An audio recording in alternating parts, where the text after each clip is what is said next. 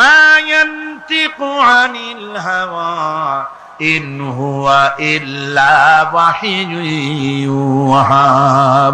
আমার নবী নফসকে অনুসরণ করে, প্রবৃত্তিকে অনুসরণ করে কোনো কথা বলেন না। আমার নবী যেটা বলেন সেটা হলো ওহী। আমি যা বলতে বলি তাই তিনি বলেন। ওয়ালাউ তাকাওয়ালা আলাইনা বা'দাল আকাবিল। আমার নবী যদি নিজের থেকে বানিয়ে কোনো কথা যদি কোরআনের ভিতরে আমার নামে চালায় দিতেন, আমি আল্লাহ রাব্বুল আলামিন আমার নবীর ডান হাতকে চেপে ধরতাম, আর তার কণ্ঠ নালীকে আমি আল্লাহ রাব্বুল আলামিন কেটে ফেলে দিতাম। তিনি যা বলেছেন সব কার কথা? আল্লাহ পাকের কথা। তিনি হচ্ছেন গোটা বিশ্বের সর্বশ্রেষ্ঠ চরিত্রের আধার। তার চরিত্রের সার্টিফিকেট আল্লাহ পাক দিচ্ছেন। চরিত্রের সার্টিফিকেট কে দিলেন? আল্লাহ পাক দিয়েছেন। কোরআনে কারীমের মধ্যে আল্লাহ রাব্বুল আলামিন বলেন, ওয়া ইন্নাকা লাআলা খুলুকিন আযীম। নবী হে, আপনি হচ্ছেন পুত পবিত্র চরিত্রের উপরে প্রতিষ্ঠিত। সুবহানাল্লাহ ওয়া বিহামদিহি। আপনি শ্রেষ্ঠ চরিত্রের উপরে প্রতিষ্ঠিত। দেখুন, রাসূল করিম সাল্লাল্লাহু আলাইহি ওয়াসাল্লাম নবুয়ত পাওয়ার পর যখন তিনি ঘরে প্রবেশ করেছেন, সর্বপ্রথম হযরত জিবরাইলের সঙ্গে জীবনের প্রথম দেখা। ভয় পেয়েছেন, শরীরে জ্বর এসেছে, এবং হযরতে খাদিজাকে গিয়ে বলছেন যে আমাকে ঢেকে দাও, আমি ভয় পেয়েছি। হযরতে খাদিজাতুল কুবরা রাদিয়াল্লাহু তাআলা আনহা তিনি রাসূলকে বলছেন, আবুল কাসেম, হে কাসেমের পিতা, আপনার ভয় পাওয়ার কোনো কারণ নাই। আপনাকে জিন বা শয়তান কোনো অনিষ্ট করতে পারে না, কারণ আপনি এতিমদেরকে, মিসকিনদেরকে খেতে দেন, আপনি বিধবাকে আশ্রয় দেন, আপনি প্রতিবেশীর হক আদায় করেন, আপনি আত্মীয়দের হক আদায় করেন। কি সার্টিফিকেট দিচ্ছেন? স্ত্রী তো স্বামীর জন্য ভালোবাসা দিতে পারে, মহব্বত দিতে পারে, জান দিতে পারে, কিন্তু ঈমান তো আনতে পারে না।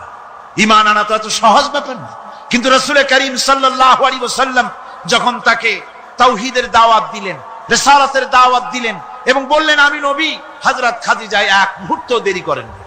হযরতে খাদিজা তার কাছে রাসূলুল্লাহ যখন রিসালাতের দাওয়াত পেশ করলেন, সঙ্গে সঙ্গে হযরত খাদিজা পড়ে নিলেন, লা ইলাহা ইল্লাল্লাহু মুহাম্মাদুর রাসূলুল্লাহ। জোরে সোরে পড়েন, লা ইলাহা ইল্লাল্লাহ, লা ইলাহা ইল্লাল্লাহ।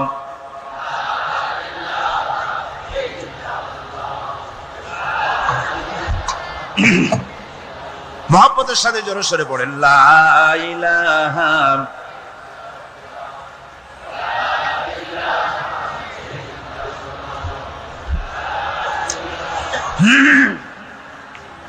লা ইলাহা ইল্লাল্লাহু মুহাম্মাদুর রাসূলুল্লাহ।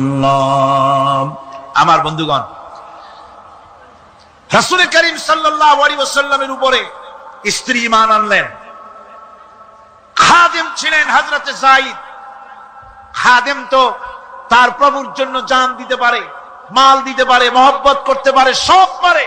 খাদেম ঈমান আনতে পারে না, যেহেতু খাদেমের কাছে তার সাহেবের ইনস এন্ড আউট, তার ভেতর বাইরে সবকিছুই পরিষ্কার থাকে।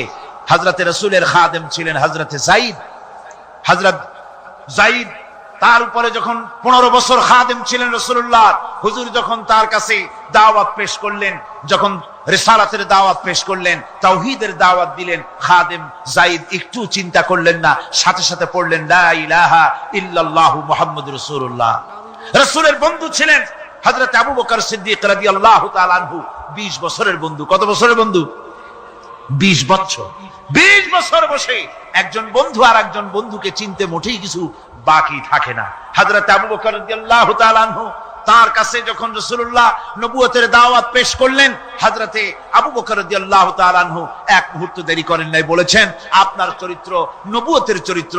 আগেই বুঝতে পেরেছি সাধারণ মানুষের চরিত্র এমন হতে পারে না। তিনিও কালেমা পড়ে মুসলমান হয়ে গেলেন। সাহাবায়ে কেরাম রাসূলের প্রতি এই মহব্বত, এই শ্রদ্ধা তারা পোষণ করেছেন। নবী তার চরিত্র দিয়ে মানুষের সামনে নিজেকে প্রকাশ করেছেন। তার চরিত্র দুই রকম ছিল না, চরিত্র একরকম ছিল। ব্যক্তিগত চরিত্র আর পারিবারিক চরিত্র দুই রকম না। তার ব্যক্তিগত যে চরিত্র, ওইটাই ছিল তার ঘরের চরিত্র, যেটা ছিল ঘরের সেটাই ছিল বাইরের। হযরত আয়েশা সিদ্দিকা রাদিয়াল্লাহু তাআলা আনহা সাহাবীদের প্রশ্নের জবাবে বলেছেন, রাসূলের চরিত্র হচ্ছে কোরআন। রাসূলের চরিত্র কি? কোরআন। রাসূলুল্লাহ এই পৃথিবীতে কেন আসছেন? আসার কারণ হলো তিনি হচ্ছেন আদর্শ। আল্লাহর নবী বলেছেন, লাকাদ কানা লাকুম ফি রাসূলিল্লাহি উসওয়াতুন হাসানাহ, তোমাদের জন্য গ্রহণযোগ্য মহত্তম আদর্শ হতেছে তোমাদের রাসূল। তোমাদের রাসূলের ভিতরেই তোমাদের আদর্শ রয়েছে, তার কাছ থেকে তোমরা আদর্শ গ্রহণ করো। তিনি এতিমের আদর্শ, শিশুর আদর্শ, কিশোরদের আদর্শ, যুবকের আদর্শ, তরুণের আদর্শ, বৃদ্ধের আদর্শ, পিতার আদর্শ, নানার আদর্শ, স্বামীর আদর্শ, সেনাপতির আদর্শ, শ্রমিকের আদর্শ, রাষ্ট্রপ্রধানেরও সকলের জন্য আদর্শ। যেই যুগে বেহায়াপনার উলঙ্গপনা দিয়েছিল সমাজ ভর্তি, আল্লাহর ঘর তাওয়াফ করে নারী আর পুরুষেরা উলঙ্গ হয়ে, সেই যুগে রাসূলুল্লাহ যখন কাবা শরীফ রিকনস্ট্রাকশন হচ্ছিল, পুনর্নির্মাণ হচ্ছিল, তখন তিনি বহন করছিলেন পাথরগুলি মাথায় করে। তার চাচা তাকে বললেন, তোমার তো বড্ড কষ্ট হচ্ছে, তুমি এখন এইটাকে ঘাড়ের উপরে, লুঙ্গিটা খুলা ঘাড়ের উপরে রেখে তারপর এটা বহন করো। হুজুর যখন লুঙ্গির গিরায় হাত দিয়েছেন খুলবেন এই চিন্তা করে, ঘাড়ের উপরে রেখে পাথর বহন করবেন, লুঙ্গির গিটে হাত দিয়েছেন, খোলেন নাই। লুঙ্গির গিটের উপরে হাত রেখে তিনি চিন্তা করলেন, এতগুলি লোকের সামনে কাপড়টা খুললে পরে কি শরম হবে। কাপড়টা খোলেনি নাই, শুধু খুললে পরে কি লজ্জা হবে। এই আগাম শরমের অনুভূতিতে মুহাম্মদ সাল্লাল্লাহু আলাইহি ওয়াসাল্লাম বেহুশ হয়ে জমিনের উপরে পড়ে গিয়েছেন। আদর্শ কাকে বলে? শিশুর আদর্শ, কিশোরের আদর্শ, স্বামীর আদর্শ, পিতার আদর্শ, নানার আদর্শ, গোটা পৃথিবীর সমস্ত মানুষের আদর্শ রাসূল করিম সাল্লাল্লাহু আলাইহি ওয়াসাল্লাম। তার কাছে তিনি স্ত্রীদের আদর্শ ছিলেন, তিনি নানার আদর্শ ছিলেন। ইমাম হোসাইনকে তিনি কোলে নিচ্ছেন, ঘাড়ে উঠছে বাচ্চা, বুকের উপরে উঠছে। একজন সাহাবী বলছেন, হুজুর বাচ্চা পেলে আপনি এত আদর করেন, আমার তো ৬-৭টা ছেলে মেয়ে, আমি মোটে কোলেও নি না, আর জীবনে একবার সুমাও খাই না, আমার মোটে ইচ্ছাই করে না। হুজুর বললেন, আল্লাহ যদি তোমার দিলের মধ্যে রহম পয়দা না করেন তো আমি কি করতে পারি? হুজুর বাচ্চাকে নিয়ে আদর করছেন। ইমাম হোসেনকে বলছেন, হোসেন কে বড় বলো তো, তুমি বড় না আমি বড়? হোসেন বলছেন, নানাজি আমি আপনার থেকে বড়। আশ্চর্য কথা, তুমি আমার থেকে বড় কিভাবে? হোসেন বলছেন, নানাজি বলুন তো আপনার পিতার নাম কি? হুজুর বলছেন, আমার পিতার নাম আব্দুল্লাহ। হোসেন বলছেন, এই আব্দুল্লাহ এই পর্যন্তই শেষ, আপনি তো আমার পিতার মতো পিতা পান নাই, আমার আব্বার মতো আব্বা আপনার আছে। আমার আব্বাকে বলা হয় আসাদুল্লাহিল গালিব, সমস্ত কাফেরদের জন্য বিজয়ী বীর বাঘ আমার আব্বা। এবং আমার আব্বা সম্পর্কে আপনি বলেছেন, আনা মাদিনাতুল ইলম ওয়া আলিয়ুম বাবুহা, আমি হচ্ছে একটি জ্ঞানের রাজ্য, আর আলী হচ্ছে সেই রাজ্যে প্রবেশের প্রধান তোরণ। আমার বাপের মতো বাপ আছে আপনার? হুজুর আশ্চর্য হয়ে গেলেন, বাচ্চা বলে কি? হোসেন বলছেন, নানাজি এবার কোন তো দেখি, এবার বলুন তো দেখি আপনার মায়ের নাম কি? হুজুর বলছেন, আমার মায়ের নাম আমেনা। হযরত হোসেন বলছেন, এই আমেনা পর্যন্তই শেষ, কয়জনে চিনবে কর? আমার মায়ের মতো একটা মা আপনার আছে? আমার মায়ের মতো একটা মা আপনি পেয়েছেন? আমার মাকে চেনেন? আমার মা হচ্ছেন জান্নাতের সাইয়্যিদাতুন নিসা, জান্নাতের সমস্ত মহিলাদের সরদারিনী আমার মা ফাতিমাতুজ জাহরা রাদিয়াল্লাহু তাআলা আনহা। আমার মায়ের মতো একটা মা আপনি পেয়েছেন?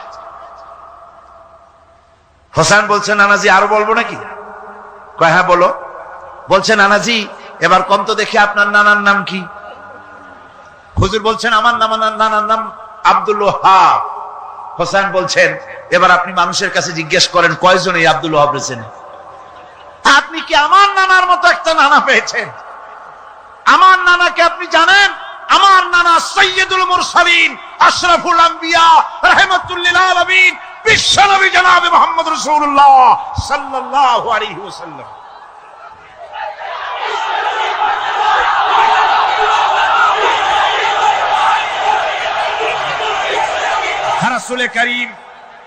রাসূল করিম সাল্লাল্লাহু আলাইহি ওয়াসাল্লাম হোসেনকে বুকের সাথে জড়িয়ে ধরে হোসেনের ঠোঁটের উপরে, তার চিবুকের উপরে, তার গন্ডদেশে, তার কপলে বারবার চুমো খেতে লাগলেন আর বললেন, না না, আমি আজকে তোমার সামনে হেরে গেলাম। সুবহানাল্লাহ ওয়া বিহামদিহি। কি আদর করতেন তিনি বাচ্চাদেরকে। রাসূলুল্লাহ রাস্তা দিয়ে যেতেন আর বাচ্চারা খেলাধুলা ছেড়ে রাসূলের কাছে ছুটে আসতো। একবার তো রাসূলুল্লাহ একটা বাচ্চার মাথায় হাত বুলিয়ে খেলা ছেড়ে দিয়ে ছুটে আসছে। হুজুর তাকে জিজ্ঞেস করলেন, তোমার সাথে যে পাখিটা থাকতো সেই লাল পাখিটা কই? ছেলে তো কেঁদে ফেললো। ছেলে বলে ফেললো যে, আপনি বিশ্বনবী, আমি একটা ছোট্ট মানুষ, আমার পাখির খবর আপনি রাখেন। সুবহানাল্লাহ ওয়া বিহামদিহি। রাসূলুল্লাহ তার চরিত্র দিয়ে মানুষকে জয় করেছিলেন, মুহাব্বত দিয়ে। তরবারি দিয়ে ইসলাম প্রতিষ্ঠিত হয় নাই, ইসলাম এসেছে মুহাব্বত দিয়ে, উদারতা দিয়ে, ভালোবাসা দিয়ে। তরবারি দিয়ে ইসলাম বিজয় হয় নাই পৃথিবীর বুকে। পিতামাতার প্রতি ভালোবাসা ইসলামের এক মহান শিক্ষা, যা দেখতে পাওয়া যায় রাসূলুল্লাহ সাল্লাল্লাহু আলাইহি ওয়াসাল্লামের চরিত্রে। আল্লাহ রাব্বুল আলামিন বলেন, ওয়াকুল লাহুমা কাওলান কারীমা। মা বাবার সঙ্গে সম্মানজনক কথা বলো, খবরদার বেয়াদবি করবে না। আর মা বাপের জন্য, তাদের জন্য আমি আল্লাহ রাব্বুল আলামিনের কাছে দোয়া করো, রব্বিরহামহুমা কামা রাব্বায়ানি সাগীরা। পড়েন সবাই, রব্বিরহামহুমা কামা রাব্বায়ানি সাগীরা। আল্লাহ রাব্বুল আলামিন শিখাই দিলেন, বান্দারে তোর মা বাপের জন্য আমার কাছে দোয়া কর, আয় আল্লাহ আমার মা বাপ যেমন ছোট্টবেলায় আমাকে স্নেহের কোলে লালন পালন করেছে, মাবুদ গো আমার মা বাপকে তোমার রহমতের কোলে লালন পালন করো। আল্লাহ শিখাই দিচ্ছে। হাদিস শরীফ এসেছে, হুজুর বসে আছেন মসজিদে নববীতে, সাহাবায়ে কেরাম বসা। এক বৃদ্ধা মহিলা প্রবেশ করেছেন মসজিদে, হুজুর তাকে দেখে দাঁড়ায় গেলেন। মহিলা আসার পর নবীজি নিজের গায়ের চাদর বিছিয়ে দিলেন। মহিলা চলে যাওয়ার পর সাহাবায়ে কেরাম জিজ্ঞেস করলেন, হুজুর একজন সাধারণ মেয়ে লোকের জন্য হুজুর নিজের চাদর বিছাইলেন, বুঝলাম না ফজিলত কি, চিনলাম না মেয়ে লোকটাকে। হুজুর বলেন, সাহাবীরা চাদর তো ভালো, হক তো আদায় করতে পারি নাই, চিনতে পারো নাই, তোমরা বুঝতে পারো নাই। আমি দুনিয়া আসার পর আমার মায়ের দুধ আমার কিসমতে তেমন হয় নাই, আমি আমার মায়ের যত্ন তেমন পাই নাই, স্নেহ আদর তেমন পাই নাই। যার বুকের দুধ খাইয়া, যার কোলে কাখে চড়ে আমি বড় হয়েছি, ইনি আমার সেই দুধ মা হযরতে হালিমাতুস সাদিয়া। বন্ধুরা, মা যদি বেঁচে থাকে, রাত্রে বাড়ি গিয়ে পায়ে ধরুন, বলেন, মা অন্যায় করেছি, জীবনে বহু বেয়াদবি করেছি, আমারে মাফ করে দাও। বিশ্বাস করুন, মা বাপের যদি খেদমত করেন, মা বাপ যদি রাজি থাকে, রিজকে, খাদ্যে, টাকায়, ইজ্জতে জীবনেও কষ্ট হবে না। বিপদে অবিচলতার মূর্ত প্রতীক বিশ্বনবী মুহাম্মদ সাল্লাল্লাহু আলাইহি ওয়াসাল্লাম। সর্ব অবস্থায় আল্লাহর উপর ভরসা করে ধৈর্য ধরার ক্ষেত্রে তিনি স্থাপন করেছিলেন এক অনন্য দৃষ্টান্ত। হিজরতের ঘটনা তার প্রকৃষ্ট উদাহরণ। আমার ভাইয়েরা, বিপদে অবিচলতা আমাদেরকে পয়গম্বরেরা শিক্ষা দান করেছেন। আমরা দেখতে পেয়েছি বিশ্বনবী জনাবে মুহাম্মদুর রাসূলুল্লাহ সাল্লাল্লাহু আলাইহি ওয়াসাল্লাম হিজরতের রাত, কাফেররা চতুর্দিকে দাঁড়ানো। হযরত জিবরাইল এসে বলেন, ইয়া রাসূলুল্লাহ, হে কাফেররা চতুর্দিকে ঘিরে দাঁড়িয়েছে, গভীর রাত, এখন হাতে তাদের তরবারি, সকাল হলে পরেই তারা আপনাকে মেরে ফেলে দিবে, তাড়াতাড়ি ওঠেন, মদিনার দিকে চলে যান। আল্লাহ নবী ঘুমের থেকে জেগে হযরত আলীকে ডেকে বলেন, আলী, আল্লাহ অর্ডার করেছে আমি মদিনায় চললাম, আমার বিছানার পরে আমার চাদর গায়ে দিয়ে শুয়ে থাকো। হযরত আলী বলেন, আল্লাহর হাবিব, আপনার চাদর গায়ে দিয়ে ঘুমিয়ে থাকবো, সকালবেলায় কাফির বেঈমানেরা আপনার বিছানার পরে আপনার চাদর গায়ে দেওয়া অবস্থায় আমি আলীকে তারা মুহাম্মদ মনে করবে, আর আমি আলীকে নবী মনে করে তারা তাদের তরবারি দিয়া কেটে কেটে টুকরা টুকরা করে আমারে বিদায় করে দেবে দুনিয়া থেকে। এতটুকুনো পরোয়া করি না, বরং আমার দিলের মধ্যে এটাই তৃপ্তি থাকবে যে আমি আলীর জীবনের বিনিময় আল্লাহর হাবিব দুনিয়ায় বেঁচে আছেন। নবীজি ঘরের থেকে বেরোলেন, চতুর্দিকে কাফেররা দাঁড়ানো। আল্লাহ নবী হাতে এক মুষ্টি বালু হাতে নিয়ে শাহাতেল বজু পড়ে 3 বার দম করে বালুগুলো ছেড়ে দিলেন। বালিগুলি ঘরের চতুর্দিকে কাফেরদের চোখে চলে গেল। পরবর্তী সময় রব্বুল আলামিন ডেকে বলেন, নবীরে, বালি যখন নিক্ষেপ আপনি করেছিলেন, ধুলাগুলি আপনি তো শুধু নিক্ষেপ করেছিলেন, কিন্তু চতুর্দিকে কাফেরদের চোখে গেল কেমনে? একদিকে মেরেছিলেন, সেই দিকেই তো যাওয়ার কথা ছিল, চতুর্দিকের কাফেরের চোখে চোখে সেগুলো পৌঁছে গেল কেমনে? ওয়ামা রামাইতা ইদ রামাইতা ওয়ালাকিন্নাল্লাহ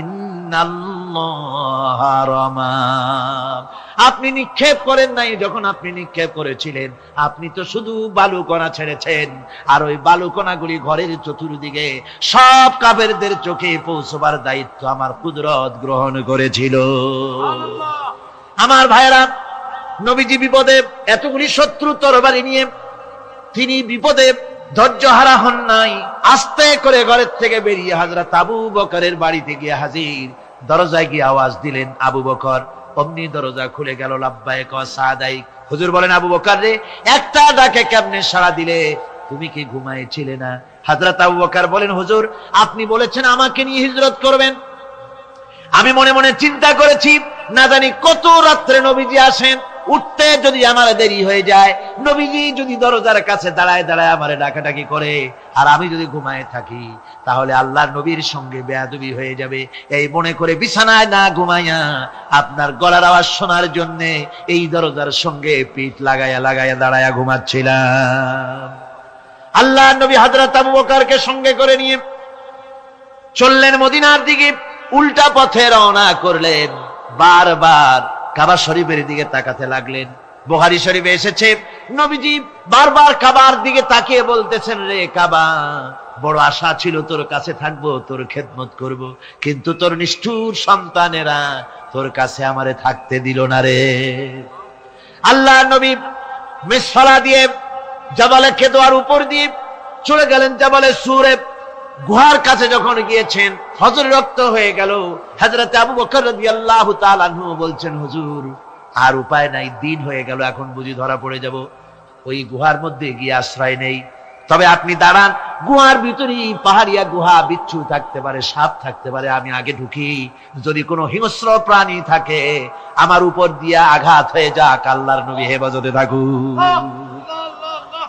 হযরত আবু বকর রাদিয়াল্লাহু তাআলা আনহু গুহার ভিতরে নামলেন।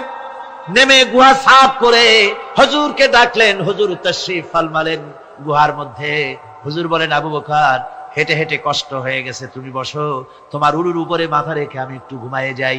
আল্লাহর হাবিব ঘুমায় গেলেন। হযরত আবু বকর লক্ষ্য করে দেখেন চতুর্দিকে অনেকগুলি গর্ত দেখা যায়।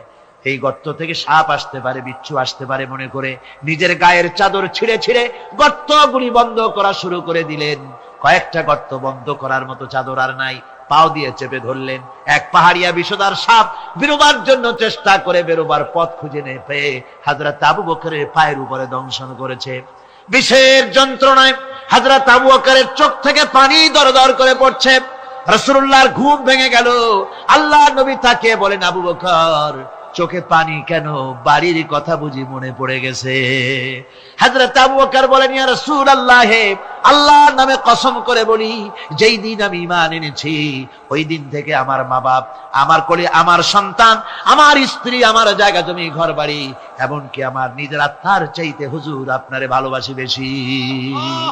তাহলে কাঁদো কেন?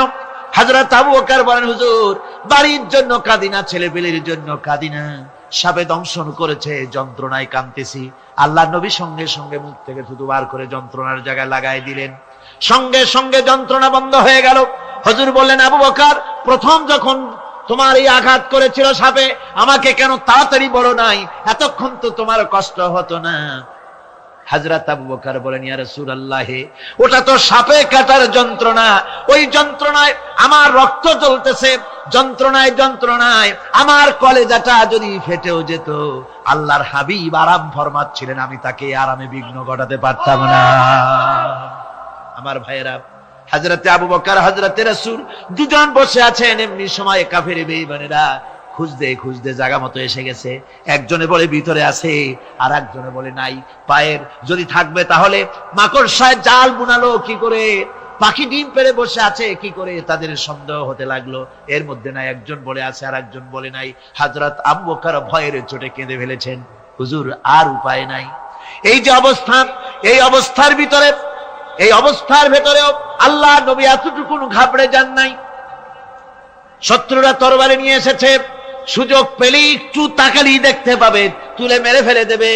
আল্লাহর হাবিব মোটেই ধৈর্য হারালেন না, এতটুকুন হতাশ হলেন না। আল্লাহ পাকের হাবিব তার সাথীকে কি বললেন? তখন কোরআনে কারীম সূরা তাওবার মধ্যে আল্লাহ তা উদ্ধৃত করেছেন মুমিনদের জন্য, ইযহুমা ফিল গার ইয ইয়াকুলু লিসাহিবিহি লা তাহজান ইন্নাল্লাহা মা'ানা। ও আমার সাথী, ও বন্ধু, ভয় করো না, চিন্তা করো না, আমরা মাইনরিটি নই, আমরাই মেজরিটি। তার কারণ আল্লাহ আমাদের সাথে আছেন। সুবহানাল্লাহ। রাসূলুল্লাহ সাল্লাল্লাহু আলাইহি ওয়াসাল্লাম অত্যন্ত সাদাসিধে জীবন যাপন করতেন। হিজরত করে মদিনায় গিয়ে ইসলামী রাষ্ট্র কায়েম করার পরও তার দায়িত্বটা কাটেনি। হাদিসে এসেছে সে কথা। হযরত আবু হুরায়রা রাদিয়াল্লাহু তাআলা আনহু বলেন, আমি রাসূলুল্লাহর কাছে গেলাম, হুজুরকে গিয়ে সালাম করলাম। আল্লাহর নবী সালামের জবাব দিলেন, কিন্তু দেখতে পেলাম মুখ নড়ে, আওয়াজ বেরোলো না। কারণ কি? কাছে গিয়ে দেখি নবীজি ক্ষুধার যন্ত্রণায় কথা বলতেছেন, আওয়াজ বেরোতেছে না। এত ক্ষুধা লেগেছে আল্লাহর নবীর। 2-4 দিন চলে গেছে, খাবার নাই।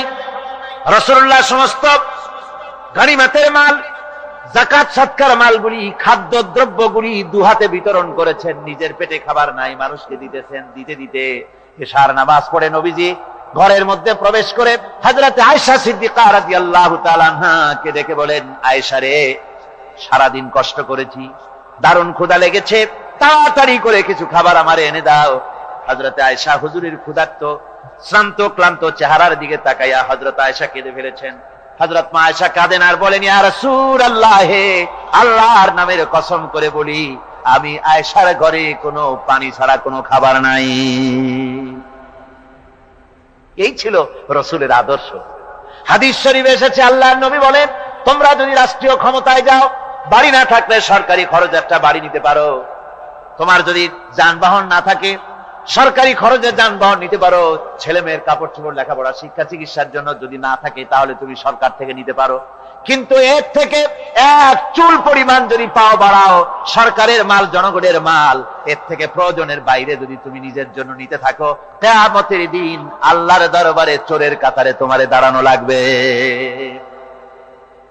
দুনিয়ায় যত সম্মান পাও না কেন, কিয়ামতে আল্লাহর দরবারে কিসের কাতারে দাঁড়াবে? চোরের কাতারে দাঁড়াতে হবে। রাসূল পাক সাল্লাল্লাহু আলাইহি ওয়াসাল্লাম এমন এক সমাজ কায়েম করেছিলেন। আমার হতাশাগ্রস্ত ছাত্ররা, যেসব ছাত্ররা সমাজতন্ত্র তোমরা করো, যারা সমাজতন্ত্র করতে হতাশাগ্রস্ত হয়েছে, এখন যাব কোথায় বলে হতাশ হয়ে গিয়েছো তোমরা, আমরা তোমাদেরকে দাওয়াত দেই, কোরআনের মাহফিল থেকে দাওয়াত দেই, ফিরে আসো। হতাশ হওয়ার কোনো কারণ নাই। লেনিন মরার, ও মরে গেছে। কার্ল মার্কস মরার, মরে গেছে, পচে গেছে, গলে গেছে, দুনিয়া থেকে শেষ হয়ে গিয়েছে। আল্লাহর নবীর নেতৃত্ব, সূর্য যতদিন উঠবে আর ডুববে, নবীজির নেতৃত্ব শেষ হবে না। ওই নেতৃত্বে আসো, রাসূলের নেতৃত্ব মেনে নাও, কোরআনের শাসন মেনে নাও, তাহলেই শান্তি পাবে তোমরা।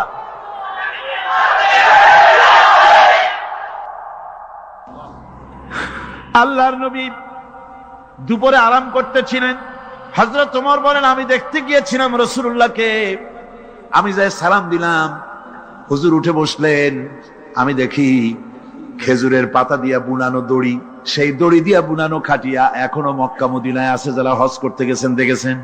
ওই দড়ি দিয়া বুনানো খাটিয়া, ওর উপরে তোশক নাই, বিছানার চাদর নাই, নিজের হাত মোবারক মাথার তলে দিয়া রাসূল শুয়ে আছেন। ওমরকে দেখে হুজুর উঠে বসলেন। ওমর বলেন, আমি রাসূলের পিঠের দিকে তাকায় দেখি দড়িগুলোর দাগ কেটে আছে। আমি সহ্য করতে পারলাম না, আমি শিশুর মতো ডুকরে কেঁদে উঠলাম, বললাম, ইয়া রাসূলুল্লাহ, এই পৃথিবীর কাফির বেঈমানেরা এত শান্তি করলো দুনিয়ায়, আর আল্লাহর হাবিবের পিঠে দড়ির দাগ বরদাস্ত করতে পারছি না। আপনি আমার অনুমতি দেন, একটা তোশক আপনার জন্য বানায় দেই। হুজুর আমার বলেন, ওমর রে, শোনো, দুনিয়ায় শান্তি করার জন্য আমি আসি নাই।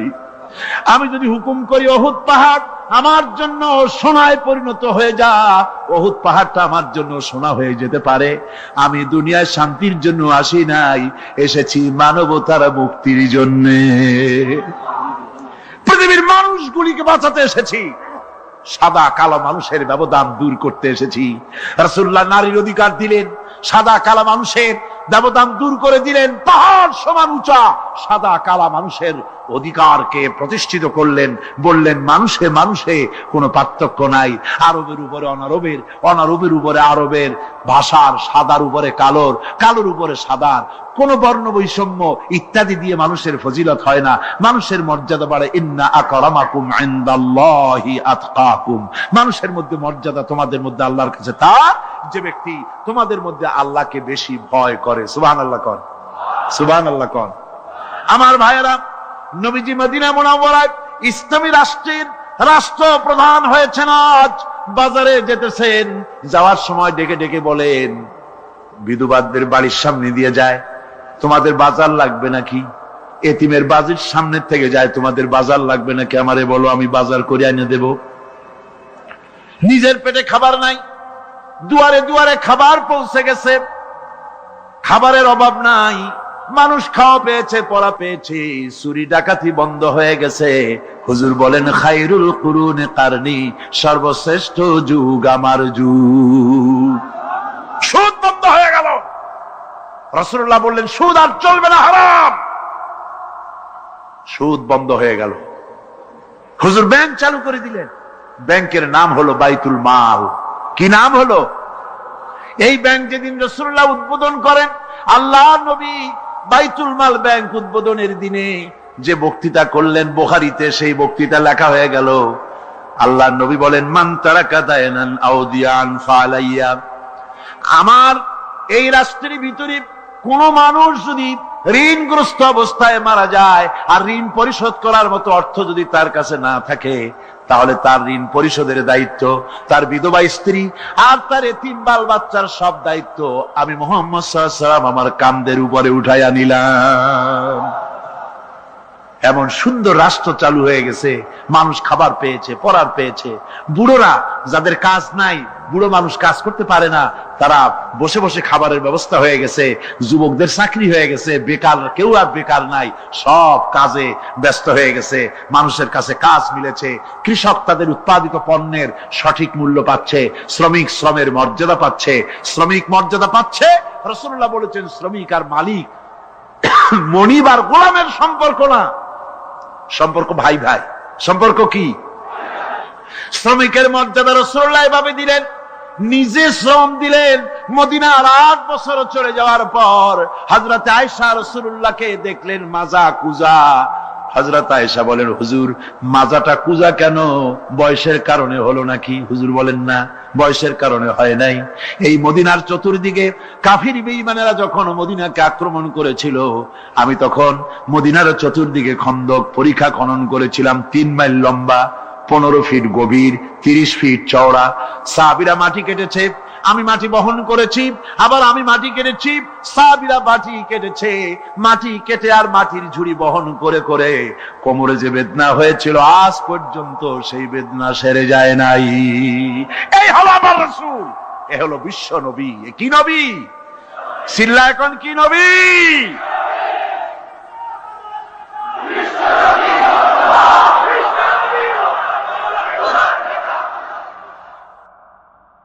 হুকুম করি উহুদ পাহাড় আমার জন্য সোনায় পরিণত হয়ে যা, উহুদ পাহাড়টা আমার জন্য সোনা হয়ে যেতে পারে। আমি দুনিয়ায় শান্তির জন্য আসি নাই, এসেছি মানবতার মুক্তির জন্য। পৃথিবীর মানুষগুলিকে বাঁচাতে এসেছি, সাদা কালো মানুষের ব্যবধান দূর করতে এসেছি।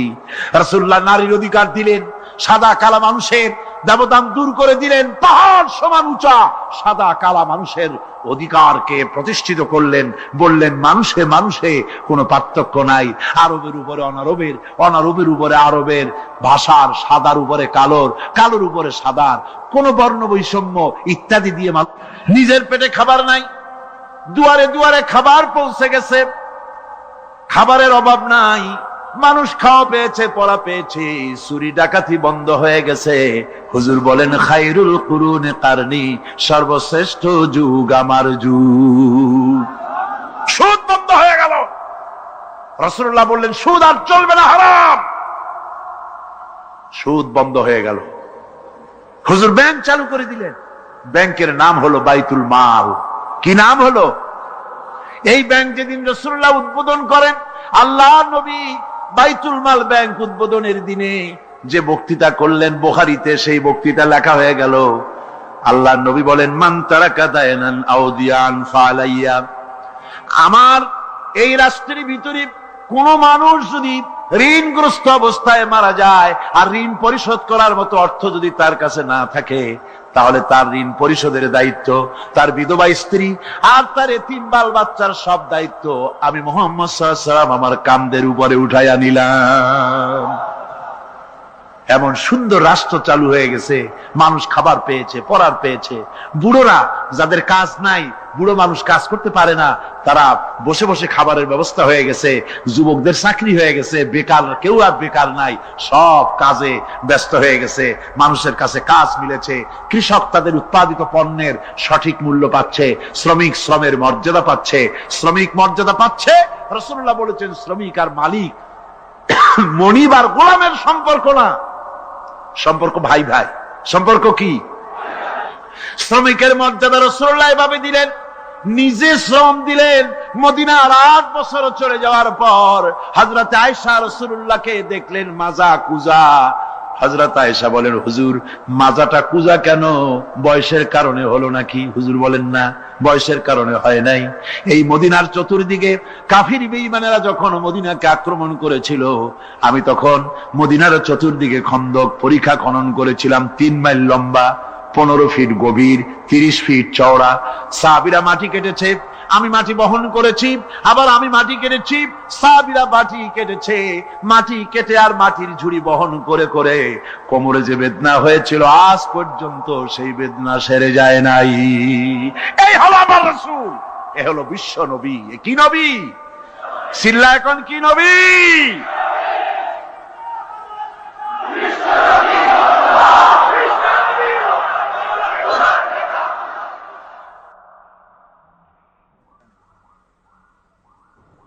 বিসমিল্লাহির রহমানির রহিম। সর্বযুগের সর্বকালের সর্বশ্রেষ্ঠ মহামানব রাহমাতুল্লিল আলামিন হযরত মুহাম্মদ সাল্লাল্লাহু আলাইহি ওয়াসাল্লাম, যার জীবনের প্রতিটি অংশে আছে শিক্ষা, মহান রব্বুল আলামিনের অকৃত্রিম বন্ধু রাসূলুল্লাহ সাল্লাল্লাহু আলাইহি ওয়াসাল্লামের জীবন থেকে শিক্ষা গ্রহণ আমাদের সবারই একান্ত কর্তব্য। এখন আমাদের সামনে রাসূল করিম সাল্লাল্লাহু আলাইহি ওয়াসাল্লামের জীবনের নানা দিক নিয়ে আলোচনা করছেন আন্তর্জাতিক খ্যাতিসম্পন্ন মুফাসসিরে কোরআন ও বিশিষ্ট ইসলামী চিন্তাবিদ হযরত মাওলানা দেলোয়ার হোসাইন সাঈদী। শব্দগ্রহণে মাহসিন সাউন্ড সিস্টেম, প্রযোজনায় সিএইচপি, পরিবেশনায় স্পন্দন অডিও ভিজুয়াল সেন্টার, ঢাকা। আল্লাহ রাব্বুল আলামিন বলেন মা ইয়ানতিকু আনিল হাওয়া ইন হুয়া ইল্লা ওয়াহিয়ুন ইউহা। আমার নবী নফসকে অনুসরণ করে, প্রবৃত্তিকে অনুসরণ করে কোনো কথা বলেন না। আমার নবী যেটা বলেন সেটা হলো ওহী। আমি যা বলতে বলি তাই তিনি বলেন। ওয়ালাউ তাকাওয়ালা আলাইনা বা'দাল আকাবিল। আমার নবী যদি নিজের থেকে বানিয়ে কোন কথা যদি কোরআনের ভিতরে আমার নামে চালাই দিতেন, আমি আল্লাহ রাব্বুল আলামিন আমার নবীর ডান হাতকে চেপে ধরতাম আর তার কণ্ঠ নালীকে আমি আল্লাহ রাব্বুল আলামিন কেটে ফেলে দিতাম। তিনি যা বলেছেন সব কার কথা? আল্লাহ পাকের কথা। তিনি হচ্ছেন গোটা বিশ্বের সর্বশ্রেষ্ঠ চরিত্রের আধার। তার চরিত্রের সার্টিফিকেট আল্লাহ পাক দিচ্ছেন। চরিত্রের সার্টিফিকেট কে দিলেন? আল্লাহ পাক দিয়েছেন। কোরআনে কারীমের মধ্যে আল্লাহ রাব্বুল আলামিন বলেন ওয়া ইন্নাকা লাআলা খুলুকিন আযীম। নবী হে, আপনি হচ্ছেন পুত পবিত্র চরিত্রের উপরে প্রতিষ্ঠিত। সুবহানাল্লাহি ওয়া বিহামদিহি। আপনি শ্রেষ্ঠ চরিত্রের উপরে প্রতিষ্ঠিত। দেখুন রাসূল করিম সাল্লাল্লাহু আলাইহি ওয়াসাল্লাম নবুয়ত পাওয়ার পর যখন তিনি ঘরে প্রবেশ করেছেন, সর্বপ্রথম হযরত জিবরাইলের সঙ্গে জীবনের প্রথম দেখা, ভয় পেয়েছেন, শরীরে জ্বর এসেছে এবং হযরতে খাদিজাকে গিয়ে বলছেন যে আমাকে ঢেকে দাও, আমি ভয় পেয়েছি।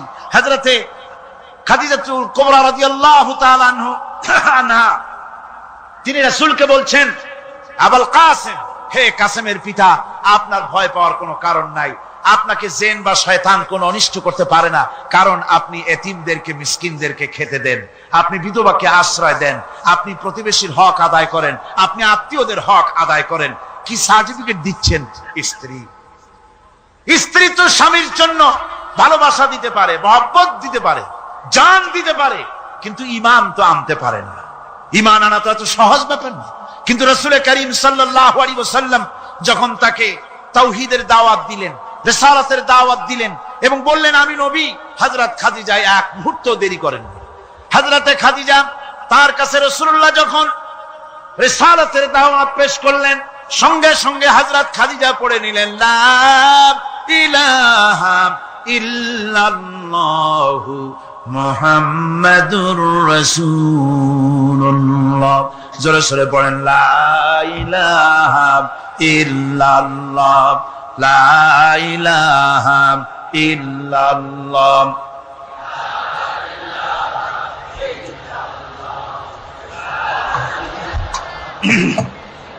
মুহাব্বতের সাথে জোরে সোরে পড়েন লা ইলাহা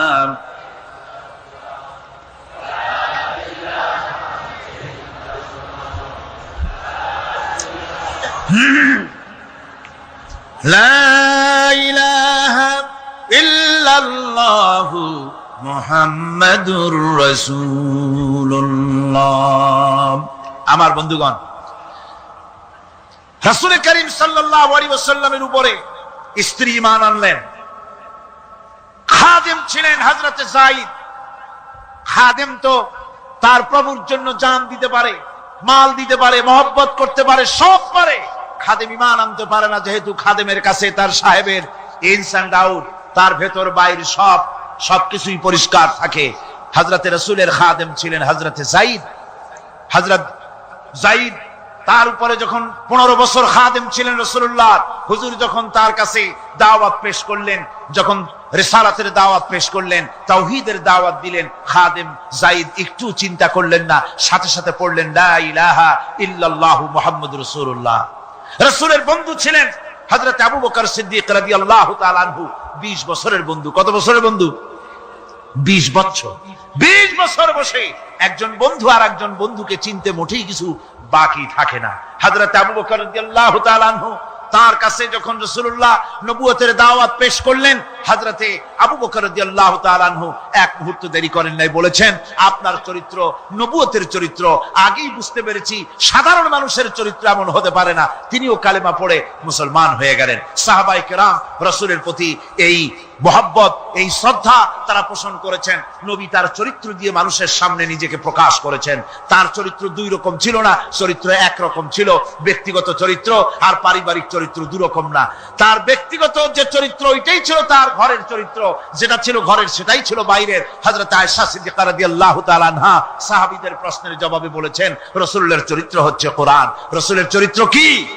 কোরআন। রাসূলুল্লাহ এই পৃথিবীতে কেন আসছেন? আসার কারণ হলো তিনি হচ্ছেন আদর্শ।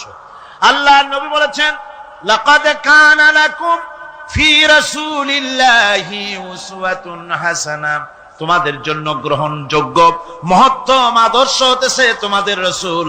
তোমাদের রাসূলের ভিতরে তোমাদের আদর্শ রয়েছে, তার কাছ থেকে তোমরা আদর্শ গ্রহণ করো। তিনি এতিমের আদর্শ, শিশুর আদর্শ, কিশোরদের আদর্শ, যুবকের আদর্শ, তরুণের আদর্শ, বৃদ্ধের আদর্শ, পিতার আদর্শ, নানার আদর্শ, স্বামীর আদর্শ, সেনাপতির আদর্শ, শ্রমিকের আদর্শ, রাষ্ট্রপ্রধানেরও সকলের জন্য আদর্শ। যেই যুগে বেহাপনার উলঙ্গপনা দিয়েছিল সমাজ ভর্তি, আল্লাহর ঘর তাওয়াফ করে নারী আর পুরুষেরা উলঙ্গ হয়ে, সেই যুগে রাসূলুল্লাহ যখন কাবা শরীফ রিকনস্ট্রাকশন হচ্ছিল, পুনর্নির্মাণ হচ্ছিল, তখন তিনি বহন করছিলেন পাথরগুলি মাথায় করে। তার চাচা তাকে বললেন তোমার তো বড্ড কষ্ট হচ্ছে, তুমি এখন এইটাকে ঘাড়ের উপরে লুঙ্গিটা খুলা ঘাড়ের উপরে রেখে তারপর এটা বহন করো। হুজুর যখন লুঙ্গির গিরায় হাত দিয়েছেন খুলবেন এই চিন্তা করে ঘাড়ের উপরে রেখে পাথর বহন করবেন, লুঙ্গির গিটে হাত দিয়েছেন খোলেন নাই। লুঙ্গির গিটের উপরে হাত রেখে তিনি চিন্তা করলেন এতগুলি লোকের সামনে কাপড়টা খুললে পরে কি শরম হবে, কাপড়টা খোলেনি নাই, শুধু খুললে পরে কি লজ্জা হবে। এই আগাম শরমের অনুভূতিতে মুহাম্মদ সাল্লাল্লাহু আলাইহি ওয়াসাল্লাম বেহুশ হয়ে জমিনের উপরে পড়ে গেছে। আদর্শ কাকে বলে? শিশুর আদর্শ, কিশোরের আদর্শ, স্বামীর আদর্শ, পিতার আদর্শ, নানার আদর্শ, গোটা পৃথিবীর সমস্ত মানুষের আদর্শ রাসূল করিম সাল্লাল্লাহু আলাইহি ওয়াসাল্লাম। তার কাছে তিনি স্ত্রীদের আদর্শ ছিলেন, তিনি নানার আদর্শ ছিলেন। ইমাম হোসাইনকে তিনি কোলে নিচ্ছেন, ঘাড়ে উঠছে বাচ্চা, বুকের উপরে উঠছে। একজন সাহাবী বলছেন, হুজুর বাচ্চা পেলে আপনি এত আদর করেন, আমার তো ৬-৭টা ছেলে মেয়ে, আমি মোটে কোলেও নি না, আর জীবনে একবার সুমাও খাই না, আমার মোটে ইচ্ছাই করে না। হুজুর বললেন, আল্লাহ যদি তোমার দিলের মধ্যে রহম পয়দা না করেন তো আমি কি করতে পারি? হুজুর বাচ্চাকে নিয়ে আদর করছেন। ইমাম হোসাইনকে বলছেন, হোসাইন কে বড় বলো তো, তুমি বড় না আমি বড়? হোসাইন বলছেন, নানাজি আমি আপনার থেকে বড়। আশ্চর্য কথা, তুমি আমার থেকে বড় কিভাবে? হোসাইন বলছেন, নানাজি বলুন তো আপনার পিতার নাম কি? হুজুর বলছেন, আমার পিতার নাম আব্দুল্লাহ।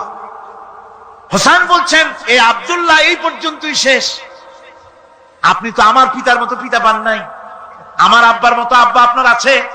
আমার আব্বাকে বলা হয় আসাদুল্লাহিল গালিব, সমস্ত কাফেরদের জন্য বিজয়ী বীর বাঘ আমার আব্বা। এবং আমার আব্বা সম্পর্কে আপনি বলেছেন, আনা মাদিনাতুল ইলম ওয়া আলিয়ুম বাবুহা, আমি হচ্ছে একটি জ্ঞানের রাজ্য আর আলী হচ্ছে সেই রাজ্যে প্রবেশের প্রধান তোরণ। আমার বাপের মতো বাপ আছে আপনার? হুজুর আশ্চর্য হয়ে গেলেন, বাচ্চা বলে কি? হোসাইন বলছেন, নানাজি এবার কন্ত দেখি, এবার বলুন তো দেখি আপনার মায়ের নাম কি? হুজুর বলছেন, আমার মায়ের নাম আমেনা। হযরত হোসেন বলছেন, এই আমেনা পর্যন্তই শেষ, কয়জনে চিনবে কর? আমার মায়ের মতো একটা মা আপনার আছে? আমার মায়ের মতো একটা মা আপনি পেয়েছেন? আমার মাকে চেনেন? আমার মা হচ্ছেন জান্নাতের সাইয়্যিদাতুন নিসা, জান্নাতের সমস্ত মহিলাদের সরদারিনী আমার মা ফাতিমাতুজ জাহরা রাদিয়াল্লাহু তাআলা আনহা। আমার মায়ের মতো একটা মা আপনি পেয়েছেন? হোসেন বলছেন, নানাজি আরো বলবো নাকি? কয় হ্যাঁ বলো। বলছেন, নানাজি এবার কম তো দেখি আপনার নানার নাম কি? হুজুর বলছেন, আমার নানার নাম আব্দুল ওয়াহাব। হোসেন বলছেন, এবার আপনি মানুষের কাছে জিজ্ঞেস করেন কয়জন এই আব্দুল ওয়াহাব রয়েছেন? আপনি কি আমার নানার মতো একটা নানা পেয়েছেন? আমার নানাকে আপনি জানেন? আমার নানা সাইয়্যিদুল মুরসালিন, আশরাফুল আম্বিয়া, রাহমাতুল লিল আলামিন, বিশ্বনবী জনাবে মুহাম্মদ রাসূলুল্লাহ সাল্লাল্লাহু আলাইহি ওয়াসাল্লাম।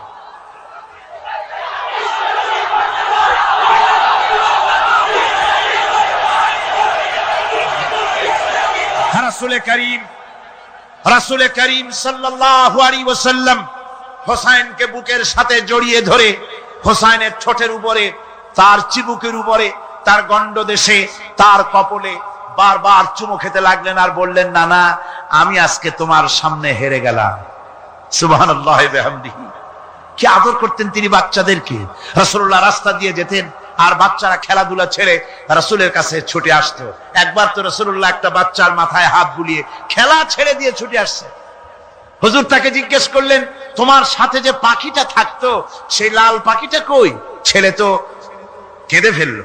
ছেলে বলে ফেললো যে আপনি বিশ্বনবী, আমি একটা ছোট্ট মানুষ, আমার পাখির খবর আপনি রাখেন। সুবহানাল্লাহ ওয়া বিহামদিহি। রাসূলুল্লাহ তার চরিত্র দিয়ে মানুষকে জয় করেছিলেন, মহব্বত দিয়ে। তরবারি দিয়ে ইসলাম প্রতিষ্ঠিত হয় নাই, ইসলাম এসেছে মহব্বত দিয়ে, উদারতা দিয়ে, ভালোবাসা দিয়ে। তরবারি দিয়ে ইসলাম বিজয় হয় নাই পৃথিবীর বুকে। পিতামাতার প্রতি ভালোবাসা ইসলামের এক মহান শিক্ষা, যা দেখতে পাওয়া যায় রাসূলুল্লাহ সাল্লাল্লাহু আলাইহি ওয়াসাল্লামের চরিত্রে।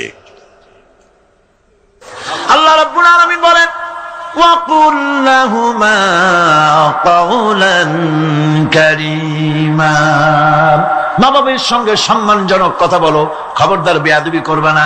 আর মা বাপের জন্য তাদের জন্য আমি আল্লাহ রাব্বুল আলামিনের কাছে দোয়া করো, রব্বিরহামহুমা কামা রাব্বায়ানি সাগীরা। পড়েন সবাই, রব্বিরহামহুমা কামা রাব্বায়ানি সাগীরা। আল্লাহ রাব্বুল আলামিন শিখাই দিলেন বান্দারে, তোর মা বাপের জন্য আমার কাছে দোয়া কর, আয় আল্লাহ আমার মা বাপ যেমন ছোট্ট বেলায় আমাকে স্নেহের কোলে লালন পালন করেছে, মাবুদ গো আমার মা বাপকে তোমার রহমতের কোলে লালন পালন করো। আল্লাহ শিখাই দিচ্ছে। হাদিস শরীফ এসেছে, হুজুর বসে আছেন মসজিদে নববীতে, সাহাবায়ে কেরাম বসা, এক বৃদ্ধা মহিলা প্রবেশ করেছেন মসজিদে, হুজুর তাকে দেখে দাঁড়ায় গেলেন। মহিলা আসার পর নবীজি নিজের গায়ের চাদর বিছিয়ে দিলেন। মহিলা চলে যাওয়ার পর সাহাবায়ে কেরাম জিজ্ঞেস করলেন, হুজুর একজন সাধারণ মেয়ে লোকের জন্য হুজুর নিজের চাদর বিছাইলেন, বুঝলাম না ফজিলত কি, চিনলাম না মেয়ে লোকটাকে।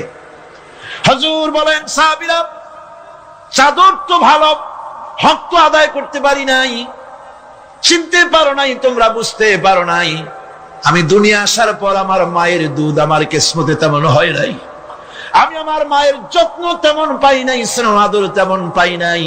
যার বুকের দুধ খাইয়া, যার কোলে কাখে চড়ে আমি বড় হয়েছি, ইনি আমার সেই দুধ মা হযরতে হালিমাতুস সাদিয়া। বন্ধুরা, মা যদি বেঁচে থাকে, রাত্রে বাড়ি গিয়ে পায়ে ধরুন, বলেন মা অন্যায় করেছি, জীবনে বহু বেয়াদবি করেছি, আমার মাফ করে দাও। বিশ্বাস করুন, মা বাপের যদি খেদমত করেন, মা বাপ যদি রাজি থাকে, রিস্কে, খাদ্যে, টাকায়, ইজ্জতে জীবনেও কষ্ট হবে না। বিপদে অবিচলতার মুক্ত প্রতীক বিশ্বনবী মুহাম্মদ সাল্লাল্লাহু আলাইহি ওয়াসাল্লাম। সর্ব অবস্থায় আল্লাহর উপর ভরসা করে ধৈর্য ধরার ক্ষেত্রে তিনি স্থাপন করেছিলেন এক অনন্য দৃষ্টান্ত। হিজরতের ঘটনা তার প্রকৃষ্ট উদাহরণ। আমার ভাইয়েরা, বিপদে অবিচলতা আমাদেরকে পয়গম্বরেরা শিক্ষা দান করেছেন। আমরা দেখতে পেয়েছি বিশ্বনবী জনাবে মুহাম্মদুর রাসূলুল্লাহ সাল্লাল্লাহু আলাইহি ওয়াসাল্লাম হিজরতের রাত, কাফেরেরা চতুর্দিকে দাঁড়ানো, হযরত জিবরাইল এসে বলেন, ইয়া রাসূলুল্লাহ, হে কাফেরেরা চতুর্দিকে ঘিরে দাঁড়িয়েছে, গভীর রাত, এখন হাতে তাদের তরবারি, সকাল হলে পরেই তারা আপনাকে মেরে ফেলে দিবে, তাড়াতাড়ি ওঠেন, মদিনার দিকে চলে যান। আল্লাহ নবী ঘুমের থেকে জেগে হযরত আলীকে ডেকে বলেন, আলী, আল্লাহ অর্ডার করেছে আমি মদিনায় চললাম, আমার বিছানার পরে আমার চাদর গায়ে দিয়ে শুয়ে থাকো। হযরত আলী বলেন, আল্লাহর হাবিব, আপনার চাদর গায়ে দিয়ে ঘুমিয়ে থাকবো, সকালবেলায় কাফির বেঈমানেরা আপনার বিছানার পরে আপনার চাদর গায়ে দেওয়া অবস্থায় আমি আলীকে তারা মুহাম্মদ মনে করবে, আর আমি আলীকে নবী মনে করে তারা তাদের তরবারি দিয়া কেটে কেটে টুকরা টুকরা করে আমারে বিদায় করে দেবে দুনিয়া থেকে। এতটুকুনো পরোয়া করি না, বরং আমার দিলের মধ্যে এটাই তৃপ্তি থাকবে যে আমি আলীর জীবনের বিনিময় আল্লাহর হাবিব দুনিয়ায় বেঁচে আছেন। নবীজি ঘরের থেকে বেরোলেন, চতুর্দিকে কাফেরেরা দাঁড়ানো, আল্লাহ নবী হাতে এক মুষ্টি বালু হাতে নিয়ে শাহাতেল বজু পড়ে তিনবার দম করে বালুগুলো ছেড়ে দিলেন। বালিগুলি ঘরের চতুর্দিকে কাফেরদের চোখে চলে গেল। পরবর্তী সময় রব্বুল আলামিন ডেকে বলেন, নবীরে, বালি যখন নিক্ষেপ আপনি করেছিলেন, ধুলাগুলি আপনি তো শুধু নিক্ষেপ করেছিলেন, কিন্তু চতুর্দিকে কাফেরদের চোখে গেল কেমনে? একদিকে মেরেছিলেন, সেই দিকেই তো যাওয়ার কথা ছিল, চতুর্দিকের কাফেরের চোখে চোখে সেগুলো পৌঁছে গেল কেমনে? ওয়ামা রামাইতা ইদ রামাইতা ওয়ালাকিন্নাল্লাহ রামা। আপনি নিক্ষেপ করেন নাই, যখন আপনি নিক্ষেপ করেছিলেন আপনি তো শুধু বালুকণা ছেড়েছেন, আর ওই বালুকণাগুলি ঘরের চতুর্দিকে সব কাফেরদের চোখে পৌঁছবার দায়িত্ব আমার কুদরত গ্রহণ করেছিল। আমার ভাইয়েরা, নবীজি বিপদে, এতগুলি শত্রু তরবারি নিয়ে তিনি বিপদে ধৈর্য হারা হন নাই, আস্তে করে ঘরের থেকে বেরিয়ে হযরত আবু বকরের বাড়িতে গিয়ে হাজির। দরজায় গিয়ে আওয়াজ দিলেন, আবু বকর। অমনি দরজা খুলে গেল, লাব্বাইক ওয়া সাদাইক। হুজুর বলেন, আবু বকর রে, একটা ডাকে কেমনে সাড়া দিলে? তুমি কি ঘুমাইছিলে না? হযরত আবু বকর বলেন, হুজুর আপনি বলেছেন আমাকে নিয়ে হিজরত করবেন, আমি মনে মনে চিন্তা করেছি, না জানি কত রাত্রে নবীজি আসেন, উঠতে যদি আমার দেরি হয়ে যায়, নবীজি যদি দরজার কাছে দাঁড়ায় দাঁড়ায় আমারে ডাকাডাকি করে, আর আমি যদি ঘুমায় থাকি, তাহলে আল্লাহর নবীর সঙ্গে বেয়াদবি হয়ে যাবে। এই মনে করে বিছানায় না ঘুমাইয়া আপনার গলার আওয়াজ শোনার জন্য এই দরজার সঙ্গে পিঠ লাগাইয়া লাগাইয়া দাঁড়াইয়া ঘুমাচ্ছিলাম। আল্লাহর নবী হযরত আবু বকরকে সঙ্গে করে নিয়ে চললেন মদিনার দিকে, উল্টা পথে রওনা করলেন। বারবার কাবা শরীফের দিকে তাকাতে লাগলেন। বুখারী শরীফে এসেছে, নবীজি বারবার কাবার দিকে তাকিয়ে বলতেছেন, রে কাবা, বড় আশা ছিল তোর কাছে থাকবো, তোর খেদমত করব, কিন্তু তোর নিষ্ঠুর সন্তানেরা তোর কাছে আমারে থাকতে দিল না রে। আল্লাহ নবী মিসফালা দিয়ে জাবালে কেদোয়ার উপর দিয়ে চলে গেলেন জাবালে সুরে।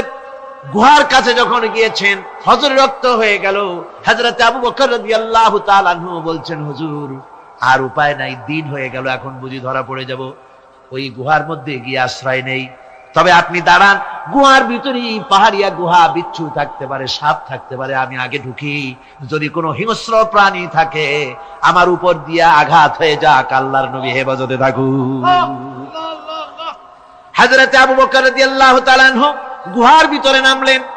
নেমে গুহা সাফ করে হুজুরকে ডাকলেন। হুজুর তাশরীফ ফরমালেন গুহার মধ্যে।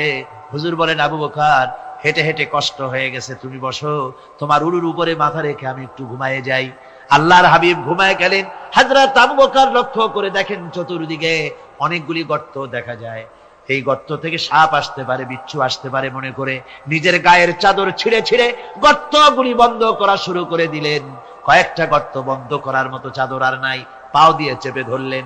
এক পাহাড়িয়া বিষধর সাপ বেরোবার জন্য চেষ্টা করে বেরোবার পথ খুঁজে না পেয়ে হযরত আবু বকরের পায়ের উপরে দংশন করেছে। বিষের যন্ত্রণায় হযরত আবু বকরের চোখ থেকে পানি দরদর করে পড়ছে। রাসূলুল্লাহর ঘুম ভেঙে গেল। আল্লাহর নবী তাকে বলেন, আবু বকর, চোখে পানি কেন? বাড়ির কথা বুঝি মনে পড়ে গেছে? হযরত আবু বকর বলেন, ইয়া রাসূলুল্লাহ, আল্লাহর নামে কসম করে বলি, যেই দিন আমি ঈমান এনেছি ওই দিন থেকে আমার মা বাপ, আমার কোলে আমার সন্তান, আমার স্ত্রী, আমার জায়গা জমি ঘর বাড়ি, এমনকি আমার নিজের আত্মার চাইতে হুজুর আপনারে ভালোবাসি বেশি। তাহলে কাঁদো কেন? হযরত আবু বকর বলেন, হুজুর বাড়ির জন্য কাঁদি না, ছেলেপেলের জন্য কাঁদি না, সাপে দংশন করেছে, যন্ত্রণায় কাঁদতেছি। আল্লাহর নবী সঙ্গে সঙ্গে মুখ থেকে থুতু বার করে যন্ত্রণার জায়গায় লাগাই দিলেন। সঙ্গে সঙ্গে যন্ত্রণা বন্ধ হয়ে গেল। হুজুর বললেন, আবু বকর, প্রথম যখন তোমার এই আঘাত করেছিল সাপে, আমাকে কেন তাড়াতাড়ি বলো নাই? এতক্ষণ তো তোমার কষ্ট হতো না। হযরত আবু বকর বলেন, ইয়া রাসূলুল্লাহ, ওটা তো সাপে কাটার যন্ত্রণা, ওই যন্ত্রণায় আমার রক্ত জ্বলতেছে, যন্ত্রণায় যন্ত্রণায় আমার কলেজাটা যদি ফেটেও যেত, আল্লাহর হাবিব আরাম ফরমাচ্ছিলেন, আমি তাকে আরামে বিঘ্ন ঘটাতে পারতাম না। আমার ভাইয়েরা, হযরত আবু বকর, হযরত রাসূল দুজন বসে আছেন। এমনি সময় কাফের বেঈমানেরা খুঁজতে খুঁজতে জায়গা মতো এসে গেছে। একজনে বলে ভিতরে আছে, আর একজনে বলে নাই। পায়ের যদি থাকবে তাহলে মাকড়সায় জাল বুনালো কি করে, পাখি ডিম পেড়ে বসে আছে কি করে, তাদের সন্দেহ হতে লাগলো। এর মধ্যে নাই, একজন বলে আছে আর একজন বলে নাই। হযরত আবু বকর ভয়ের চোটে কেঁদে ফেলেছেন, হুজুর আর উপায় নাই। এই যে অবস্থা, এই অবস্থার ভিতরে, এই অবস্থার ভেতরেও আল্লাহ নবী এতটুকু ঘাবড়ে যান নাই। শত্রুরা তরবারি নিয়ে এসেছে, সুযোগ পেলেই একটু তাকালেই দেখতে পাবে, তুলে মেরে ফেলে দেবে।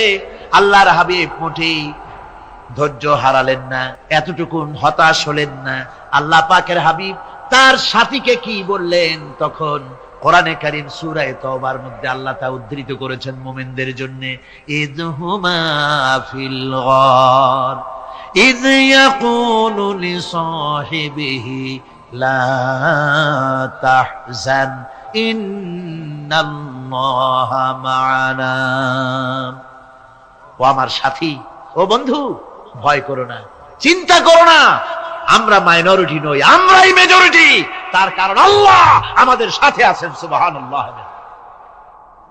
রাসূলুল্লাহ সাল্লাল্লাহু আলাইহি ওয়াসাল্লাম অত্যন্ত সাদাসিধে জীবন যাপন করতেন। হিজরত করে মদিনায় গিয়ে ইসলামী রাষ্ট্র কায়েম করার পরও তার দায়িত্বটা কাটেনি। হাদিসে এসেছে সে কথা। হযরত আবু হুরায়রা রাদিয়াল্লাহু তাআলা আনহু বলেন, আমি রাসূলুল্লাহর কাছে গেলাম, হুজুরকে গিয়ে সালাম করলাম, আল্লাহর নবী সালামের জবাব দিলেন, কিন্তু দেখতে পেলাম মুখ নড়ে, আওয়াজ বেরোলো না। কারণ কি? কাছে গিয়ে দেখি নবীজি ক্ষুধার যন্ত্রণায় কথা বলতেছেন, আওয়াজ বেরোতেছে না, এত ক্ষুধা লেগেছে আল্লাহর নবীর। 2-4 দিন চলে গেছে, খাবার নাই। রাসূলুল্লাহ সমস্ত গনিমতের মাল, যাকাত সদকার মালগুলি, খাদ্য দ্রব্যগুলি 2 হাতে বিতরণ করেছেন, নিজের পেটে খাবার নাই, মানুষকে দিতেছেন। দিতে দিতে এশার নামাজ পড়ে নবীজি ঘরের মধ্যে প্রবেশ করে হযরত আয়েশা সিদ্দিকা রাদিয়াল্লাহু তাআলা আনহাকে ডেকে বলেন, আয়েশা রে, সারাদিন কষ্ট করেছি, দারুণ ক্ষুধা লেগেছে, তাড়াতাড়ি করে কিছু খাবার আমারে এনে দাও। হযরত আয়েশা হুজুরের ক্ষুধার্ত শ্রান্ত ক্লান্ত চেহারার দিকে তাকাইয়া হযরত আয়েশা কেঁদে ফেলেছেন। হযরত মা আয়েশা কাঁদেন আর বলেন, ইয়া রাসূলুল্লাহ, হে আল্লাহর নামের কসম করে বলি, আমি আয়েশার ঘরে কোনো পানি ছাড়া কোনো খাবার নাই। এই ছিল রাসূলের আদর্শ। হাদিস শরীফে এসেছে, আল্লাহর নবী বলেন, তোমরা যদি রাষ্ট্রীয় ক্ষমতায় যাও, বাড়ি না থাকলে সরকারি খরচ একটা বাড়ি নিতে পারো। তোমার যদি যানবাহন না থাকে, সরকারি খরচে যানবাহন নিতে পারো। ছেলে মেয়ের কাপড় চোপড়, লেখাপড়া, শিক্ষা চিকিৎসার জন্য যদি না থাকে, তাহলে তুমি সরকার থেকে নিতে পারো। কিন্তু এর থেকে 1 চুল পরিমাণ যদি পাও বাড়াও, সরকারের মাল জনগণের মাল, এর থেকে প্রয়োজনের বাইরে যদি তুমি নিজের জন্য নিতে থাকো, কিয়ামতের দিন আল্লাহর দরবারে চোরের কাতারে তোমারে দাঁড়ানো লাগবে। দুনিয়ায় যত সম্মান পাও না কেন, কিয়ামতে আল্লাহর দরবারে কিসের কাতারে দাঁড়াবে? চোরের কাতারে দাঁড়াতে হবে। রাসূল পাক সাল্লাল্লাহু আলাইহি ওয়াসাল্লাম এমন এক সমাজ কায়েম করেছিলেন।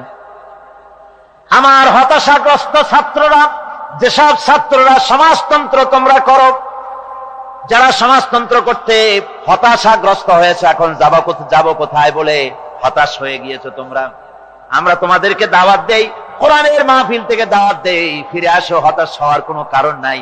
লেনিন মরার, ও মরে গেছে। কার্ল মার্কস মরার, মরে গেছে, পচে গেছে, গলে গেছে, দুনিয়া থেকে শেষ হয়ে গিয়েছে। আল্লাহর নবীর নেতৃত্ব, সূর্য যতদিন উঠবে আর ডুববে, নবীজির নেতৃত্ব শেষ হবে না।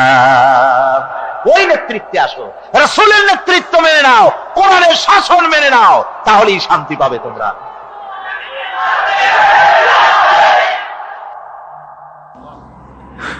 আল্লাহর নবী দুপুরে আরাম করতেছিলেন। হযরত ওমর বলেন, আমি দেখতে গিয়েছিলাম রাসূলুল্লাহকে, আমি যাই সালাম দিলাম, হুজুর উঠে বসলেন।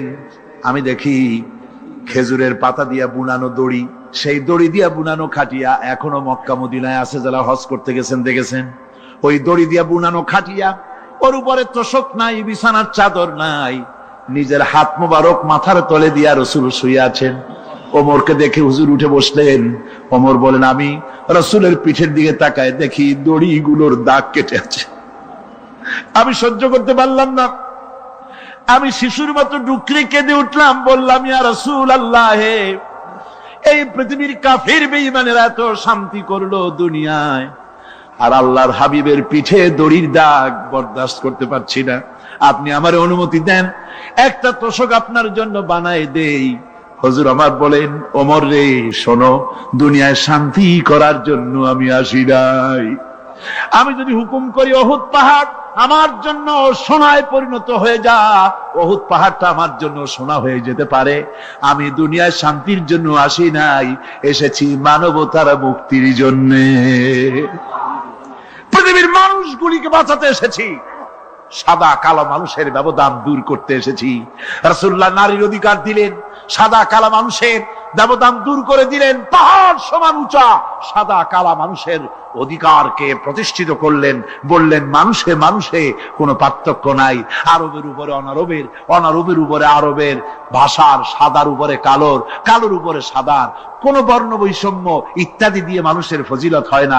মানুষের মর্যাদা বাড়ে, ইন্না আকরামাকুম ইনদাল্লাহি আতকাকুম। মানুষের মধ্যে মর্যাদা তোমাদের মধ্যে আল্লাহর কাছে তার, যে ব্যক্তি তোমাদের মধ্যে আল্লাহকে বেশি ভয় করে। সুবহানাল্লাহ কর, সুবহানাল্লাহ কর। আমার ভাইয়েরা, নবীজি মদিনা মুনাওয়ারায় ইসলামী রাষ্ট্রের রাষ্ট্রপ্রধান হয়েছেন। আজ বাজারে যেতেছেন, যাওয়ার সময় ডেকে ডেকে বলেন, বিধবাদের বাড়ির সামনে দিয়ে যায়, তোমাদের বাজার লাগবে নাকি? এতিমের বাড়ির সামনে থেকে যায়, তোমাদের বাজার লাগবে নাকি? আমারে বলো, আমি বাজার করে এনে দেব। নিজের পেটে খাবার নাই, দুয়ারে দুয়ারে খাবার পৌঁছে গেছে, খাবারের অভাব নাই, মানুষ খাওয়া পেয়েছে, পড়া পেয়েছে, চুরি ডাকাতি বন্ধ হয়ে গেছে। হুজুর বলেন খায়রুল কুরুনে কারনি, সর্বশ্রেষ্ঠ যুগ আমার যুগ। সুদ বন্ধ হয়ে গেল। রাসূলুল্লাহ বললেন সুদ আর চলবে না, হারাম। সুদ বন্ধ হয়ে গেল। হুজুর ব্যাংক চালু করে দিলেন। ব্যাংকের নাম হলো বাইতুল মাল। কি নাম হলো? এই ব্যাংক যেদিন রাসূলুল্লাহ উদ্বোধন করেন, আল্লাহ নবী বাইতুল মাল ব্যাংক উদ্বোধনের দিনে যে বক্তৃতা করলেন, বুখারীতে সেই বক্তৃতা লেখা হয়ে গেল। আল্লাহ নবী বলেন মান তারাকা দায়নান আও দিয়ান ফালাইয়া, আমার এই রাষ্ট্রের ভিতরে কোন মানুষ যদি ঋণগ্রস্ত অবস্থায় মারা যায় আর ঋণ পরিশোধ করার মতো অর্থ যদি তার কাছে না থাকে, তাহলে তার ঋণ পরিশোধের দায়িত্ব, তার বিধবা স্ত্রী আর তার এতিম বাল বাচ্চার সব দায়িত্ব আমি মুহাম্মদ সাল্লাল্লাহু আলাইহি ওয়াসাল্লাম আমার কাঁধের উপরে উঠাইয়া নিলাম। এমন সুন্দর রাষ্ট্র চালু হয়ে গেছে, মানুষ খাবার পেয়েছে, পড়ার পেয়েছে। বুড়োরা যাদের কাজ নাই, বুড়ো মানুষ কাজ করতে পারে না, তারা বসে বসে খাবারের ব্যবস্থা হয়ে গেছে। যুবকদের চাকরি হয়ে গেছে, বেকার কেউ আর বেকার নাই, সব কাজে ব্যস্ত হয়ে গেছে, মানুষের কাছে কাজ মিলেছে। কৃষক তাদের উৎপাদিত পণ্যের সঠিক মূল্য পাচ্ছে, শ্রমিক শ্রমের মর্যাদা পাচ্ছে। শ্রমিক মর্যাদা পাচ্ছে, রাসূলুল্লাহ বলেছেন শ্রমিক আর মালিক মনিব আর গোলামের সম্পর্ক না, সম্পর্ক ভাই ভাই। সম্পর্ক কি?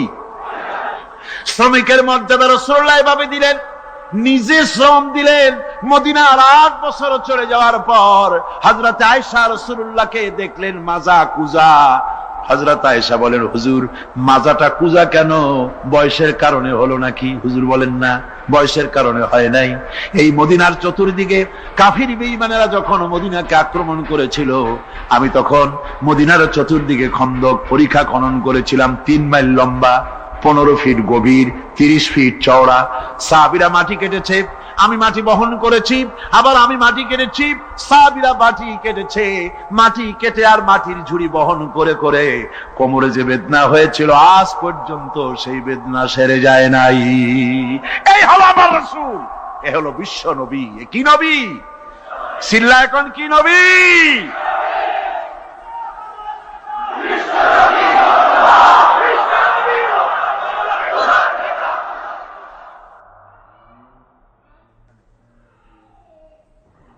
বিসমিল্লাহির রহমানির রহিম। সর্বযুগের সর্বকালের সর্বশ্রেষ্ঠ মহামানব রাহমাতুল্লিল আলামিন হযরত মুহাম্মদ সাল্লাল্লাহু আলাইহি ওয়াসাল্লাম, যার জীবনের প্রতিটি অংশে আছে শিক্ষা, মহান রব্বুল আলামিনের অকৃত্রিম বন্ধু রাসূলুল্লাহ সাল্লাল্লাহু আলাইহি ওয়াসাল্লামের জীবন থেকে শিক্ষা গ্রহণ আমাদের সবারই একান্ত কর্তব্য। এখন আমাদের সামনে রাসূল করিম সাল্লাল্লাহু আলাইহি ওয়াসাল্লামের জীবনের নানা দিক নিয়ে আলোচনা করছেন আন্তর্জাতিক খ্যাতিসম্পন্ন মুফাসসিরে কোরআন ও বিশিষ্ট ইসলামী চিন্তাবিদ হযরত মাওলানা দেলোয়ার হোসাইন সাঈদী। শব্দগ্রহণে মাহসিন সাউন্ড সিস্টেম, প্রযোজনায় সিএইচপি, পরিবেশনায় স্পন্দন অডিও ভিজুয়াল সেন্টার, ঢাকা। আল্লাহ রাব্বুল আলামিন বলেন মা ইয়ানতিকু আনিল হাওয়া ইন হুয়া ইল্লা ওয়াহিয়ুন ইউহা। আমার নবী নফসকে অনুসরণ করে, প্রবৃত্তিকে অনুসরণ করে কোনো কথা বলেন না। আমার নবী যেটা বলেন সেটা হলো ওহী। আমি যা বলতে বলি তাই তিনি বলেন। ওয়ালাউ তাকাওয়ালা আলাইনা বা'দাল আকাবিল।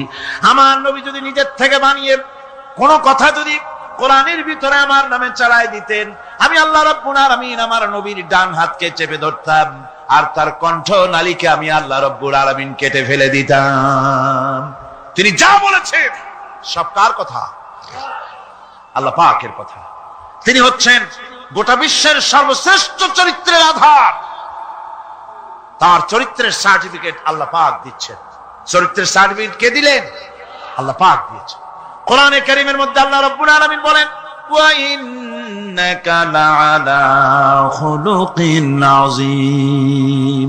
নবী হে, আপনি হচ্ছেন পুত পবিত্র চরিত্রের উপরে প্রতিষ্ঠিত। সুবহানাল্লাহি ওয়া বিহামদিহি। আপনি শ্রেষ্ঠ চরিত্রের উপরে প্রতিষ্ঠিত। দেখুন রাসূল করিম সাল্লাল্লাহু আলাইহি ওয়াসাল্লাম নবুয়ত পাওয়ার পর যখন তিনি ঘরে প্রবেশ করেছেন, সর্বপ্রথম হযরত জিবরাইলের সঙ্গে জীবনের প্রথম দেখা, ভয় পেয়েছেন, শরীরে জ্বর এসেছে এবং হযরতে খাদিজাকে গিয়ে বলছেন যে আমাকে ঢেকে দাও, আমি ভয় পেয়েছি। হযরতে খাদিজাতুল কুবরা রাদিয়াল্লাহু তাআলা আনহা তিনি রাসূলকে বলছেন, আবুল কাসেম, হে কাসেমের পিতা, আপনার ভয় পাওয়ার কোনো কারণ নাই, আপনাকে জিন বা শয়তান কোনো অনিষ্ট করতে পারে না, কারণ আপনি এতিমদেরকে, মিসকিনদেরকে খেতে দেন, আপনি বিধবাকে আশ্রয় দেন, আপনি প্রতিবেশীর হক আদায় করেন, আপনি আত্মীয়দের হক আদায় করেন। কি সার্টিফিকেট দিচ্ছেন? স্ত্রী তো স্বামীর জন্য ভালোবাসা দিতে পারে, মহব্বত দিতে পারে, জান দিতে পারে, কিন্তু ঈমান তো আনতে পারে না। ঈমান আনা তো এত সহজ ব্যাপার না। কিন্তু রাসূল করিম সাল্লাল্লাহু আলাইহি ওয়াসাল্লাম যখন তাকে তাওহীদের দাওয়াত দিলেন, রিসালাতের দাওয়াত দিলেন এবং বললেন আমি নবী, হযরত খাদিজা এক মুহূর্ত দেরি করেন। হযরতে খাদিজা তার কাছে রাসূলুল্লাহ যখন রিসালাতের দাওয়াত পেশ করলেন, সঙ্গে সঙ্গে হযরত খাদিজা পড়ে নিলেন লা ইলাহা ইল্লাল্লাহু মুহাম্মাদুর রাসূলুল্লাহ। জোরে সোরে পড়েন লা ইলাহা ইল্লাল্লাহ, লা ইলাহা ইল্লাল্লাহ।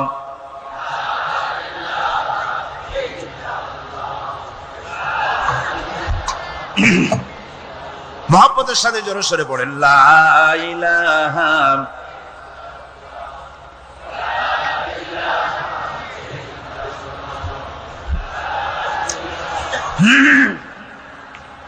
লা ইলাহা ইল্লাল্লাহু মুহাম্মাদুর রাসূলুল্লাহ। আমার বন্ধুগণ, রাসূল করিম সাল্লাল্লাহু আলাইহি ওয়াসাল্লামের উপরে স্ত্রী ঈমান আনলেন। খাদেম ছিলেন হযরতে যায়েদ। খাদেম তো তার প্রভুর জন্য জান দিতে পারে, মাল দিতে পারে, মহব্বত করতে পারে, সব পারে। খাদেম ঈমান আনতে পারে না, যেহেতু খাদেমের কাছে তার সাহেবের ইনস এন্ড আউট, তার ভেতর বাইরে সবকিছুই পরিষ্কার থাকে। হযরতে রাসূলের খাদেম ছিলেন হযরতে যায়েদ। হযরত যায়েদ তার উপরে যখন 15 বছর খাদেম ছিলেন রাসূলুল্লাহ, হুজুর যখন তার কাছে দাওয়াত পেশ করলেন, যখন রিসালাতের দাওয়াত পেশ করলেন, তাওহীদের দাওয়াত দিলেন, খাদেম যায়েদ একটু চিন্তা করলেন না, সাথে সাথে পড়লেন লা ইলাহা ইল্লাল্লাহু মুহাম্মাদুর রাসূলুল্লাহ। রাসূলের বন্ধু ছিলেন হযরত আবু বকর সিদ্দিক রাদিয়াল্লাহু তাআলা আনহু। 20 বছরের বন্ধু। কত বছরের বন্ধু? 20 বছর। 20 বছর বসে একজন বন্ধু আর একজন বন্ধুকে চিনতে মোটেই কিছু বাকি থাকে না। হযরত আবু বকর রাদিয়াল্লাহু তাআলা আনহু তার কাছে যখন রাসূলুল্লাহ নবুয়তের দাওয়াত পেশ করলেন, হযরতে আবু বকর রাদিয়াল্লাহু তাআলা আনহু এক মুহূর্ত দেরি করেন নাই, বলেছেন আপনার চরিত্র নবুয়তের চরিত্র।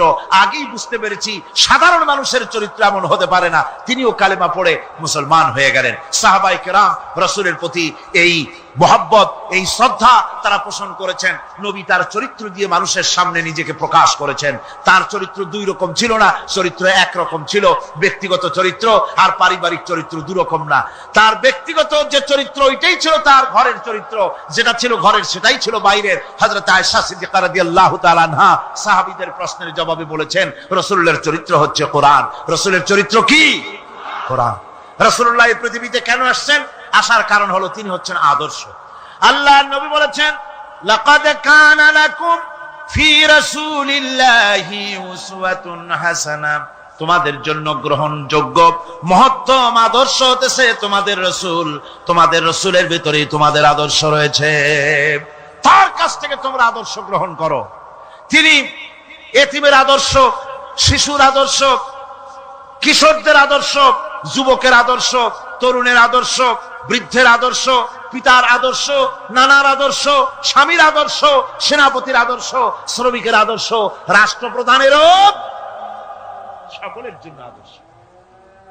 যেই যুগে বেহায়াপনার উলঙ্গপনা দিয়েছিল সমাজ ভর্তি, আল্লাহর ঘর তাওয়াফ করে নারী আর পুরুষেরা উলঙ্গ হয়ে, সেই যুগে রাসূলুল্লাহ যখন কাবা শরীফ রিকনস্ট্রাকশন হচ্ছিল, পুনর্নির্মাণ হচ্ছিল, তখন তিনি বহন করছিলেন পাথরগুলি মাথায় করে। তার চাচা তাকে বললেন তোমার তো বড্ড কষ্ট হচ্ছে, তুমি এখন এইটাকে ঘাড়ের উপরে লুঙ্গিটা খুলা ঘাড়ের উপরে রেখে তারপর এটা বহন করো। হুজুর যখন লুঙ্গির গিরায় হাত দিয়েছেন খুলবেন এই চিন্তা করে ঘাড়ের উপরে রেখে পাথর বহন করবেন, লুঙ্গির গিটে হাত দিয়েছেন খোলেন নাই। লুঙ্গির গিটের উপরে হাত রেখে তিনি চিন্তা করলেন এতগুলি লোকের সামনে কাপড়টা খুললে পরে কি শরম হবে, কাপড়টা খোলেনি নাই, শুধু খুললে পরে কি লজ্জা হবে। এই আগাম শরমের অনুভূতিতে মুহাম্মদ সাল্লাল্লাহু আলাইহি ওয়াসাল্লাম বেহুশ হয়ে জমিনের উপরে পড়ে গেছে। আদর্শ কাকে বলে? শিশুর আদর্শ, কিশোরের আদর্শ, স্বামীর আদর্শ, পিতার আদর্শ, নানার আদর্শ, গোটা পৃথিবীর সমস্ত মানুষের আদর্শ রাসূল করিম সাল্লাল্লাহু আলাইহি ওয়াসাল্লাম। তার কাছে তিনি স্ত্রীদের আদর্শ ছিলেন, তিনি নানার আদর্শ ছিলেন। ইমাম হোসাইনকে তিনি কোলে নিচ্ছেন, ঘাড়ে উঠছে বাচ্চা, বুকের উপরে উঠছে। একজন সাহাবী বলছেন, হুজুর বাচ্চা পেলে আপনি এত আদর করেন, আমার তো ৬-৭টা ছেলে মেয়ে, আমি মোটে কোলেও নি না, আর জীবনে একবার সুমাও খাই না, আমার মোটে ইচ্ছাই করে না। হুজুর বললেন, আল্লাহ যদি তোমার দিলের মধ্যে রহম পয়দা না করেন তো আমি কি করতে পারি? হুজুর বাচ্চাকে নিয়ে আদর করছেন। ইমাম হোসাইনকে বলছেন, হোসাইন কে বড় বলো তো, তুমি বড় না আমি বড়? হোসাইন বলছেন, নানাজি আমি আপনার থেকে বড়। আশ্চর্য কথা, তুমি আমার থেকে বড় কিভাবে? হোসাইন বলছেন, নানাজি বলুন তো আপনার পিতার নাম কি? হুজুর বলছেন, আমার পিতার নাম আব্দুল্লাহ। হোসাইন বলছেন, এই আব্দুল্লাহ এই পর্যন্তই শেষ, আপনি তো আমার পিতার মতো পিতা পান নাই, আমার আব্বার মতো আব্বা আপনার আছে। আমার আব্বাকে বলা হয় আসাদুল্লাহিল গালিব, সমস্ত কাফেরদের জন্য বিজয়ী বীর বাঘ আমার আব্বা। এবং আমার আব্বা সম্পর্কে আপনি বলেছেন, আনা মাদিনাতুল ইলম ওয়া আলিয়ুম বাবুহা, আমি হচ্ছে একটি জ্ঞানের রাজ্য আর আলী হচ্ছে সেই রাজ্যে প্রবেশের প্রধান তোরণ। আমার বাপের মতো বাপ আছে আপনার? হুজুর আশ্চর্য হয়ে গেলেন, বাচ্চা বলে কি? হোসাইন বলছেন, নানাজি এবার কন্ত দেখি, এবার বলুন তো দেখি আপনার মায়ের নাম কি? হুজুর বলছেন, আমার মায়ের নাম আমেনা। হযরত হোসেন বলছেন, এই আমেনা পর্যন্তই শেষ, কয়জনে চিনবে কর? আমার মায়ের মতো একটা মা আপনার আছে? আমার মায়ের মতো একটা মা আপনি পেয়েছেন? আমার মাকে চেনেন? আমার মা হচ্ছেন জান্নাতের সাইয়্যিদাতুন নিসা, জান্নাতের সমস্ত মহিলাদের সরদারিনী আমার মা ফাতিমাতুজ জাহরা রাদিয়াল্লাহু তাআলা আনহা। আমার মায়ের মতো একটা মা আপনি পেয়েছেন? হোসেন বলছেন, নানাজি আরো বলবো নাকি? কয় হ্যাঁ বলো। বলছেন, নানাজি এবার কম তো দেখি আপনার নানার নাম কি? হুজুর বলছেন, আমার নানার নাম আব্দুল ওয়াহাব। হোসেন বলছেন, এবার আপনি মানুষের কাছে জিজ্ঞেস করেন কয়জন এই আব্দুল ওয়াহাব রয়েছেন? আপনি কি আমার নানার মতো একটা নানা পেয়েছেন? আমার নানাকে আপনি জানেন? আমার নানা সাইয়্যিদুল মুরসালিন, আশরাফুল আম্বিয়া, রাহমাতুল লিল আলামিন, বিশ্বনবী জনাবে মুহাম্মদ রাসূলুল্লাহ সাল্লাল্লাহু আলাইহি ওয়াসাল্লাম।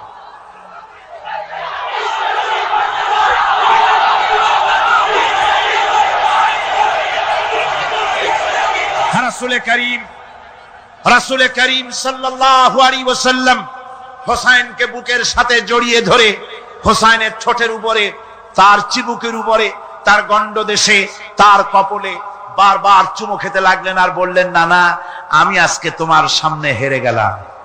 সুবহানাল্লাহ ওয়া বিহামদিহি। কি আদর করতেন তিনি বাচ্চাদেরকে।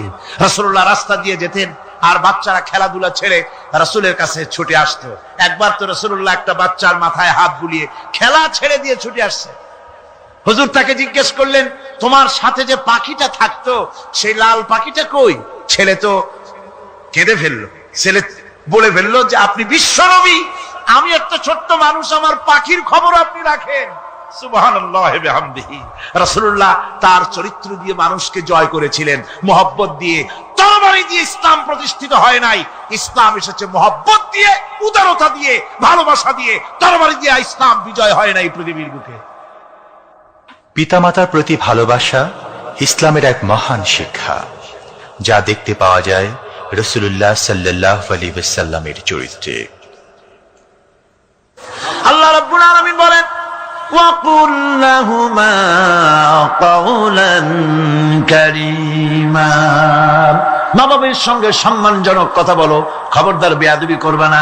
আর মা বাপের জন্য, তাদের জন্য আমি আল্লাহ রাব্বুল আলামিনের কাছে দোয়া করো, রব্ব রব্বিরহামহুমা কামা রাব্বায়ানি সাগীরা। পড়েন সবাই, রব্বিরহামহুমা কামা রাব্বায়ানি সাগীরা। আল্লাহ রাব্বুল আলামিন শিখাই দিলেন বান্দারে, তোর মা বাপের জন্য আমার কাছে দোয়া কর, আয় আল্লাহ আমার মা বাপ যেমন ছোট্টবেলায় আমাকে স্নেহের কোলে লালন পালন করেছে, মাবুদ গো আমার মা বাপকে তোমার রহমতের কোলে লালন পালন করো। আল্লাহ শিখাই দিচ্ছে। হাদিস শরীফ এসেছে, হুজুর বসে আছেন মসজিদে নববীতে, সাহাবায়ে কেরাম বসা, এক বৃদ্ধা মহিলা প্রবেশ করেছেন মসজিদে, হুজুর তাকে দেখে দাঁড়ায় গেলেন। মহিলা আসার পর নবীজি নিজের গায়ের চাদর বিছিয়ে দিলেন। মহিলা চলে যাওয়ার পর সাহাবায়ে কেরাম জিজ্ঞেস করলেন, হুজুর একজন সাধারণ মেয়ে লোকের জন্য হুজুর নিজের চাদর বিছাইলেন, বুঝলাম না ফজিলত কি, চিনলাম না মেয়ে লোকটাকে।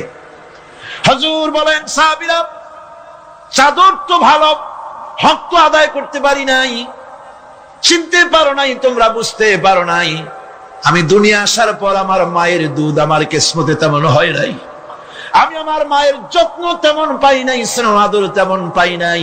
যার বুকের দুধ খাইয়া, যার কোলে কাখে চড়ে আমি বড় হয়েছি, ইনি আমার সেই দুধ মা হযরতে হালিমাতুস সাদিয়া। বন্ধুরা, মা যদি বেঁচে থাকে, রাত্রে বাড়ি গিয়ে পায়ে ধরুন, বলেন মা অন্যায় করেছি, জীবনে বহু বেয়াদবি করেছি, আমারে মাফ করে দাও। বিশ্বাস করুন, মা বাপের যদি খেদমত করেন, মা বাপ যদি রাজি থাকে, রিস্কে, খাদ্যে, টাকায়, ইজ্জতে জীবনেও কষ্ট হবে না। বিপদে অবিচলতার মুক্ত প্রতীক বিশ্বনবী মুহাম্মদ সাল্লাল্লাহু আলাইহি ওয়াসাল্লাম। সর্ব অবস্থায় আল্লাহর উপর ভরসা করে ধৈর্য ধরার ক্ষেত্রে তিনি স্থাপন করেছিলেন এক অনন্য দৃষ্টান্ত। হিজরতের ঘটনা তার প্রকৃষ্ট উদাহরণ। আমার ভাইয়েরা, বিপদে অবিচলতা আমাদেরকে পয়গম্বরেরা শিক্ষা দান করেছেন। আমরা দেখতে পেয়েছি বিশ্বনবী জনাবে মুহাম্মদুর রাসূলুল্লাহ সাল্লাল্লাহু আলাইহি ওয়াসাল্লাম হিজরতের রাত, কাফেরেরা চতুর্দিকে দাঁড়ানো, হযরত জিবরাইল এসে বলেন, ইয়া রাসূলুল্লাহ, হে কাফেরেরা চতুর্দিকে ঘিরে দাঁড়িয়েছে, গভীর রাত, এখন হাতে তাদের তরবারি, সকাল হলে পরেই তারা আপনাকে মেরে ফেলে দিবে, তাড়াতাড়ি ওঠেন, মদিনার দিকে চলে যান। আল্লাহ নবী ঘুমের থেকে জেগে হযরত আলীকে ডেকে বলেন, আলী, আল্লাহ অর্ডার করেছে আমি মদিনায় চললাম, আমার বিছানার পরে আমার চাদর গায়ে দিয়ে শুয়ে থাকো।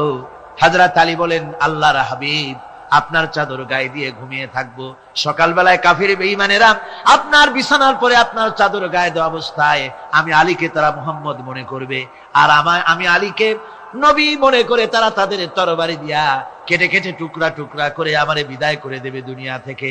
এতটুকুনো পরোয়া করি না, বরং আমার দিলের মধ্যে এটাই তৃপ্তি থাকবে যে আমি আলীর জীবনের বিনিময় আল্লাহর হাবিব দুনিয়ায় বেঁচে আছেন। নবীজি ঘরের থেকে বেরোলেন, চতুর্দিকে কাফেররা দাঁড়ানো, আল্লাহ নবী হাতে এক মুষ্টি বালু হাতে নিয়ে শাহাতেল ওযু পড়ে তিনবার দম করে বালুগুলো ছেড়ে দিলেন। বালিগুলি ঘরের চতুর্দিকে কাফেরদের চোখে চলে গেল। পরবর্তী সময় রব্বুল আলামিন ডেকে বলেন, নবীরে, বালি যখন নিক্ষেপ আপনি করেছিলেন, ধুলাগুলি আপনি তো শুধু নিক্ষেপ করেছিলেন, কিন্তু চতুর্দিকে কাফেরদের চোখে গেল কেমনে? একদিকে মেরেছিলেন, সেই দিকেই তো যাওয়ার কথা ছিল, চতুর্দিকের কাফেরের চোখে চোখে সেগুলো পৌঁছে গেল কেমনে? ওয়ামা রামাইতা ইদ রামাইতা ওয়ালাকিন্নাল্লাহ রামা। আপনি নিক্ষেপ করেন নাই, যখন আপনি নিক্ষেপ করেছিলেন আপনি তো শুধু বালুকণা ছেড়েছেন, আর ওই বালুকণাগুলি ঘরের চতুর্দিকে সব কাফেরদের চোখে পৌঁছবার দায়িত্ব আমার কুদরত গ্রহণ করেছিল। আমার ভাইরা, নবীজি বিপদে এতগুলি শত্রু তরবারি নিয়ে তিনি বিপদে ধৈর্য হারা হন নাই, আস্তে করে ঘরের থেকে বেরিয়ে হযরত আবু বকরের বাড়িতে গিয়ে হাজির। দরজায় গিয়ে আওয়াজ দিলেন, আবু বকর। অমনি দরজা খুলে গেল, লাব্বাইক ওয়া সাদাইক। হুজুর বলেন, আবু বকর রে, একটা ডাকে কেমনে সাড়া দিলে? তুমি কি ঘুমাইছিলে না? হযরত আবু বকর বলেন, হুজুর আপনি বলেছেন আমাকে নিয়ে হিজরত করবেন, আমি মনে মনে চিন্তা করেছি, না জানি কত রাত্রে নবীজি আসেন, উঠতে যদি আমার দেরি হয়ে যায়, নবীজি যদি দরজার কাছে দাঁড়ায় দাঁড়ায় আমারে ডাকাডাকি করে আর আমি যদি ঘুমায় থাকি, তাহলে আল্লাহর নবীর সঙ্গে বেয়াদবি হয়ে যাবে। এই মনে করে বিছানায় না ঘুমাইয়া আপনার গলার আওয়াজ শোনার জন্য এই দরজার সঙ্গে পিঠ লাগাইয়া লাগাইয়া দাঁড়াইয়া ঘুমাচ্ছিলাম। আল্লাহর নবী হযরত আবু বকরকে সঙ্গে করে নিয়ে চললেন মদিনার দিকে, উল্টা পথে রওনা করলেন। বারবার কাবা শরীফের দিকে তাকাতে লাগলেন। বুখারী শরীফে এসেছে, নবীজি বারবার কাবার দিকে তাকিয়ে বলতেছেন, রে কাবা, বড় আশা ছিল তোর কাছে থাকবো, তোর খেদমত করব, কিন্তু তোর নিষ্ঠুর সন্তানেরা তোর কাছে আমারে থাকতে দিল না রে। আল্লাহ নবী মিসফালা দিয়ে জাবালে কেদোয়ার উপর দিয়ে চলে গেলেন জাবালে সুরে। গুহার কাছে যখন গিয়েছেন, হযরত রক্ত হয়ে গেল। হযরত আবু বকর রাদিয়াল্লাহু তাআলা আনহু বলছেন, হুজুর আর উপায় নাই, দিন হয়ে গেল, এখন বুঝি ধরা পড়ে যাব, ওই গুহার মধ্যে গিয়ে আশ্রয় নেই। তবে আপনি দাঁড়ান, গুহার ভিতরেই পাহাড়িয়া গুহা, বিচ্ছু থাকতে পারে, সাপ থাকতে পারে, আমি আগে ঢুকি, যদি কোনো হিংস্র প্রাণী থাকে আমার উপর দিয়া আঘাত হয়ে যাক, আল্লাহর নবী হেফাজতে থাকুন। হযরত আবু বকর রাদিয়াল্লাহু তাআলা আনহু গুহার ভিতরে নামলেন। নেমে গুহা সাফ করে হুজুরকে ডাকলেন। হুজুর তাশরীফ ফরমালেন গুহার মধ্যে। হুজুর বলেন, আবু বকর, হেঁটে হেঁটে কষ্ট হয়ে গেছে, তুমি বসো, তোমার উরুর উপরে মাথা রেখে আমি একটু ঘুমায়ে যাই। আল্লাহর হাবিব ঘুমায় গেলেন। হযরত আবু বকর লক্ষ্য করে দেখেন চতুর্দিকে অনেকগুলি গর্ত দেখা যায়। এই গর্ত থেকে সাপ আসতে পারে, বিচ্ছু আসতে পারে মনে করে নিজের গায়ের চাদর ছিঁড়ে ছিঁড়ে গর্তগুলি বন্ধ করা শুরু করে দিলেন। কয়েকটা গর্ত বন্ধ করার মতো চাদর আর নাই, পাও দিয়ে চেপে ধরলেন। এক পাহাড়িয়া বিষধর সাপ বেরোবার জন্য চেষ্টা করে বেরোবার পথ খুঁজে না পেয়ে হযরত আবু বকরের পায়ের উপরে দংশন করেছে। বিষের যন্ত্রণায় হযরত আবু বকরের চোখ থেকে পানি দরদর করে পড়ছে। রাসূলুল্লাহর ঘুম ভেঙে গেল। আল্লাহর নবী তাকে বলেন, আবু বকর, চোখে পানি কেন? বাড়ির কথা বুঝি মনে পড়ে গেছে? হযরত আবু বকর বলেন, ইয়া রাসূলুল্লাহ, আল্লাহর নামে কসম করে বলি, যেই দিন আমি ঈমান এনেছি ওই দিন থেকে আমার মা বাপ, আমার কোলে আমার সন্তান, আমার স্ত্রী, আমার জায়গা জমি ঘর বাড়ি, এমনকি আমার নিজের আত্মার চাইতে হুজুর আপনারে ভালোবাসি বেশি। তাহলে কাঁদো কেন? হযরত আবু বকর বলেন, হুজুর বাড়ির জন্য কাঁদি না, ছেলে পেলের জন্য কাঁদি না, সাপে দংশন করেছে, যন্ত্রণায় কাঁদতেছি। আল্লাহ নবী সঙ্গে সঙ্গে মুখ থেকে থুতু বার করে যন্ত্রণার জায়গায় লাগাই দিলেন। সঙ্গে সঙ্গে যন্ত্রণা বন্ধ হয়ে গেল। হুজুর বললেন, আবু বকর, প্রথম যখন তোমার এই আঘাত করেছিল সাপে, আমাকে কেন তাড়াতাড়ি বলো নাই? এতক্ষণ তো তোমার কষ্ট হতো না। হযরত আবু বকর বলেন, ইয়া রাসূলুল্লাহ, ওটা তো সাপে কাটার যন্ত্রণা, ওই যন্ত্রণায় আমার রক্ত জ্বলতেছে, যন্ত্রণায় যন্ত্রণায় আমার কলেজাটা যদি ফেটেও যেত, আল্লাহর হাবিব আরাম ফরমাচ্ছিলেন, আমি তাকে আরামে বিঘ্ন ঘটাতে পারতাম না। আমার ভাইয়েরা, হযরত আবু বকর, হযরত রাসূল দুজন বসে আছেন। এমনি সময় কাফের বেঈমানেরা খুঁজতে খুঁজতে জায়গা মতো এসে গেছে।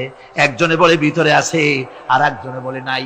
পায়ের যদি থাকবে তাহলে মাকড়সায় জাল বুনালো কি করে, পাখি ডিম পেড়ে বসে আছে কি করে, তাদের সন্দেহ হতে লাগলো। এর মধ্যে নাই, একজন বলে আছে আর একজন বলে নাই। হযরত আবু বকর ভয়ের চোটে কেঁদে ফেলেছেন, হুজুর আর উপায় নাই। এই যে অবস্থা, এই অবস্থার ভিতরে, এই অবস্থার ভেতরেও আল্লাহ নবী এতটুকু ঘাবড়ে যান নাই। শত্রুরা তরবারি নিয়ে এসেছে, সুযোগ পেলেই একটু তাকালেই দেখতে পাবে, তুলে মেরে ফেলে দেবে। আল্লাহর হাবিব মোটেই ধৈর্য হারালেন না, এতটুকু হতাশ হলেন না।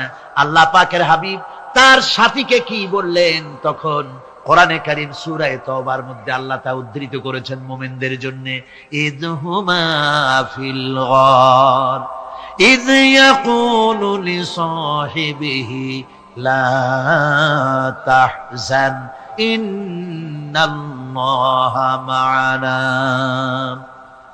ও আমার সাথী, ও বন্ধু, ভয় করো না, চিন্তা করো না, আমরা মাইনরিটি নই, আমরাই মেজরিটি। তার কারণ আল্লাহ আমাদের সাথে আছেন। সুবহানাল্লাহ। রাসূলুল্লাহ সাল্লাল্লাহু আলাইহি ওয়াসাল্লাম অত্যন্ত সাদাসিধে জীবন যাপন করতেন। হিজরত করে মদিনায় গিয়ে ইসলামী রাষ্ট্র কায়েম করার পরও তার দারিদ্রতা কাটেনি। হাদিসে এসেছে সে কথা। হযরত আবু হুরায়রা রাদিয়াল্লাহু তাআলা আনহু বলেন, আমি রাসূলুল্লাহর কাছে গেলাম, হুজুরকে গিয়ে সালাম করলাম, আল্লাহর নবী সালামের জবাব দিলেন, কিন্তু দেখতে পেলাম মুখ নড়ে, আওয়াজ বেরোলো না। কারণ কি? কাছে গিয়ে দেখি নবীজি ক্ষুধার যন্ত্রণায় কথা বলতেছেন, আওয়াজ বেরোতেছে না। এত ক্ষুধা লেগেছে আল্লাহর নবীর। 2-4 দিন চলে গেছে, খাবার নাই। রাসূলুল্লাহ সমস্ত গনিমতের মাল, যাকাত সদকার মালগুলি, খাদ্য দ্রব্যগুলি 2 হাতে বিতরণ করেছেন। নিজের পেটে খাবার নাই, মানুষকে দিতেছেন। দিতে দিতে এশার নামাজ পড়ে নবীজি ঘরের মধ্যে প্রবেশ করে হযরত আয়েশা সিদ্দিকা রাদিয়াল্লাহু তাআলা আনহাকে ডেকে বলেন, আয়েশা রে, সারাদিন কষ্ট করেছি, দারুণ ক্ষুধা লেগেছে, তাড়াতাড়ি করে কিছু খাবার আমারে এনে দাও। হযরত আয়েশা হুজুরের ক্ষুধার্ত শ্রান্ত ক্লান্ত চেহারার দিকে তাকাইয়া হযরত আয়েশা কেঁদে ফেলেছেন। হযরত মা আয়েশা কাঁদেন আর বলেন, ইয়া রাসূলুল্লাহ, হে আল্লাহর নামের কসম করে বলি, আমি আয়েশার ঘরে কোনো পানি ছাড়া কোনো খাবার নাই। এই ছিল রাসূলের আদর্শ। হাদিস শরীফে এসেছে, আল্লাহর নবী বলেন, তোমরা যদি রাষ্ট্রীয় ক্ষমতায় যাও, বাড়ি না থাকলে সরকারি খরচ একটা বাড়ি নিতে পারো। তোমার যদি যানবাহন না থাকে, সরকারি খরচে যানবাহন নিতে পারো। ছেলে মেয়ের কাপড় চোপড়, লেখাপড়া, শিক্ষা, চিকিৎসার জন্য যদি না থাকে, তাহলে তুমি সরকার থেকে নিতে পারো। কিন্তু এর থেকে 1 চুল পরিমাণ যদি পাও বাড়াও, সরকারের মাল জনগণের মাল, এর থেকে প্রয়োজনের বাইরে যদি তুমি নিজের জন্য নিতে থাকো, কিয়ামতের দিন আল্লাহর দরবারে চোরের কাতারে তোমারে দাঁড়ানো লাগবে। দুনিয়ায় যত সম্মান পাও না কেন, কিয়ামতে আল্লাহর দরবারে কিসের কাতারে দাঁড়াবে? চোরের কাতারে দাঁড়াতে হবে। রাসূল পাক সাল্লাল্লাহু আলাইহি ওয়াসাল্লাম এমন এক সমাজ কায়েম করেছিলেন। আমার হতাশাগ্রস্ত ছাত্ররা, যেসব ছাত্ররা সমাজতন্ত্র তোমরা করো, যারা সমাজতন্ত্র করতে হতাশাগ্রস্ত হয়েছে, এখন যাব কোথায় বলে হতাশ হয়ে গিয়েছো তোমরা, আমরা তোমাদেরকে দাওয়াত দেই, কোরআনের মাহফিল থেকে দাওয়াত দেই, ফিরে আসো। হতাশ হওয়ার কোনো কারণ নাই। লেনিন মরার, ও মরে গেছে। কার্ল মার্কস মরার, মরে গেছে, পচে গেছে, গলে গেছে, দুনিয়া থেকে শেষ হয়ে গিয়েছে। আল্লাহর নবীর নেতৃত্ব, সূর্য যতদিন উঠবে আর ডুববে, নবীজির নেতৃত্ব শেষ হবে না। ওই নেতৃত্বে আসো, রাসূলের নেতৃত্ব মেনে নাও, কোরআনের শাসন মেনে নাও, তাহলেই শান্তি পাবে তোমরা।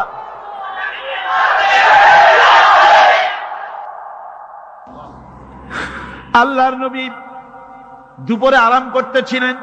হযরত ওমর বলেন, আমি দেখতে গিয়েছিলাম রাসূলুল্লাহকে, আমি যাই সালাম দিলাম, হুজুর উঠে বসলেন। আমি দেখি খেজুরের পাতা দিয়া বুনানো দড়ি, সেই দড়ি দিয়া বুনানো খাটিয়া এখনো মক্কা মদিনায় আছে, যারা হজ করতে গেছেন দেখেছেন। ওই দড়ি দিয়া বুনানো খাটিয়া, ওর উপরে তোশক নাই, বিছানার চাদর নাই, নিজের হাত মোবারক মাথার তলে দিয়া রাসূল শুয়ে আছেন। ওমরকে দেখে হুজুর উঠে বসলেন। ওমর বলেন, আমি রাসূলের পিঠের দিকে তাকায় দেখি দড়িগুলোর দাগ কেটে আছে। আমি সহ্য করতে পারলাম না, আমি শিশুর মতো ডুকরে কেঁদে উঠলাম, বললাম, ইয়া রাসূলুল্লাহ, এই পৃথিবীর কাফির বেঈমানেরা এত শান্তি করলো দুনিয়ায়, আর আল্লাহর হাবিবের পিঠে দড়ির দাগ বরদাস্ত করতে পারছি না। আপনি আমার অনুমতি দেন, একটা তোশক আপনার জন্য বানায় দেই। হুজুর আমার বলেন, ওমর রে, শোনো, দুনিয়ায় শান্তি করার জন্য আমি আসি নাই। আমি যদি হুকুম করি উহুদ পাহাড় আমার জন্য সোনায় পরিণত হয়ে যা, উহুদ পাহাড়টা আমার জন্য সোনা হয়ে যেতে পারে। আমি দুনিয়ায় শান্তির জন্য আসি নাই, এসেছি মানবতার মুক্তির জন্য। পৃথিবীর মানুষগুলিকে বাঁচাতে এসেছি, সাদা কালো মানুষের ব্যবধান দূর করতে এসেছি। রাসূলুল্লাহ নারীর অধিকার দিলেন, সাদা কালা মানুষের ব্যবধান দূর করে দিলেন। পাহাড় সমান উঁচা সাদা কালা মানুষের অধিকারকে প্রতিষ্ঠিত করলেন, বললেন মানুষে মানুষে কোনো পার্থক্য নাই। আরবের উপরে অনারবের, অনারবের উপরে আরবের, ভাষার, সাদার উপরে কালোর, কালোর উপরে সাদার, কোন বর্ণ বৈষম্য ইত্যাদি দিয়ে মানুষের ফজিলত হয় না। মানুষের মর্যাদা বাড়ে, ইন্না আকরামাকুম ইনদাল্লাহি আতকাকুম। মানুষের মধ্যে মর্যাদা তোমাদের মধ্যে আল্লাহর কাছে তার, যে ব্যক্তি তোমাদের মধ্যে আল্লাহকে বেশি ভয় করে। সুবহানাল্লাহ কর, সুবহানাল্লাহ কর। আমার ভাইয়েরা, নবীজি মদিনা মুনাওয়ারায় ইসলামী রাষ্ট্রের রাষ্ট্রপ্রধান হয়েছেন। আজ বাজারে যেতেছেন, যাওয়ার সময় ডেকে ডেকে বলেন, বিধবাদের বাড়ির সামনে দিয়ে যায়, তোমাদের বাজার লাগবে নাকি? এতিমের বাড়ির সামনে থেকে যায়, তোমাদের বাজার লাগবে নাকি? আমারে বলো, আমি বাজার করে এনে দেব। নিজের পেটে খাবার নাই, দুয়ারে দুয়ারে খাবার পৌঁছে গেছে, খাবারের অভাব নাই, মানুষ খাওয়া পেয়েছে, পড়া পেয়েছে, চুরি ডাকাতি বন্ধ হয়ে গেছে। হুজুর বলেন খায়রুল কুরুনে কারনি, সর্বশ্রেষ্ঠ যুগ আমার যুগ। সুদ বন্ধ হয়ে গেল। রাসূলুল্লাহ বললেন সুদ আর চলবে না, হারাম। সুদ বন্ধ হয়ে গেল। হুজুর ব্যাংক চালু করে দিলেন। ব্যাংকের নাম হলো বাইতুল মাল। কি নাম হলো? এই ব্যাংক যেদিন রাসূলুল্লাহ উদ্বোধন করেন, আল্লাহ নবী বাইতুল মাল ব্যাংক উদ্বোধনের দিনে যে বক্তৃতা করলেন, বুখারীতে সেই বক্তৃতা লেখা হয়ে গেল। আল্লাহ নবী বলেন মান তারাকা দায়নান আও দিয়ান ফালাইয়া, আমার এই রাষ্ট্রের ভিতরে কোন মানুষ যদি ঋণগ্রস্ত অবস্থায় মারা যায় আর ঋণ পরিশোধ করার মতো অর্থ যদি তার কাছে না থাকে, তাহলে তার ঋণ পরিশোধের দায়িত্ব, তার বিধবা স্ত্রী আর তার এতিম বাল বাচ্চার সব দায়িত্ব আমি মুহাম্মদ সাল্লাল্লাহু আলাইহি ওয়াসাল্লাম আমার কাঁধের উপরে উঠাইয়া নিলাম। এমন সুন্দর রাষ্ট্র চালু হয়ে গেছে, মানুষ খাবার পেয়েছে, পড়ার পেয়েছে। বুড়োরা যাদের কাজ নাই, বুড়ো মানুষ কাজ করতে পারে না, তারা বসে বসে খাবারের ব্যবস্থা হয়ে গেছে। যুবকদের চাকরি হয়ে গেছে, বেকার কেউ আর বেকার নাই, সব কাজে ব্যস্ত হয়ে গেছে, মানুষের কাছে কাজ মিলেছে। কৃষক তাদের উৎপাদিত পণ্যের সঠিক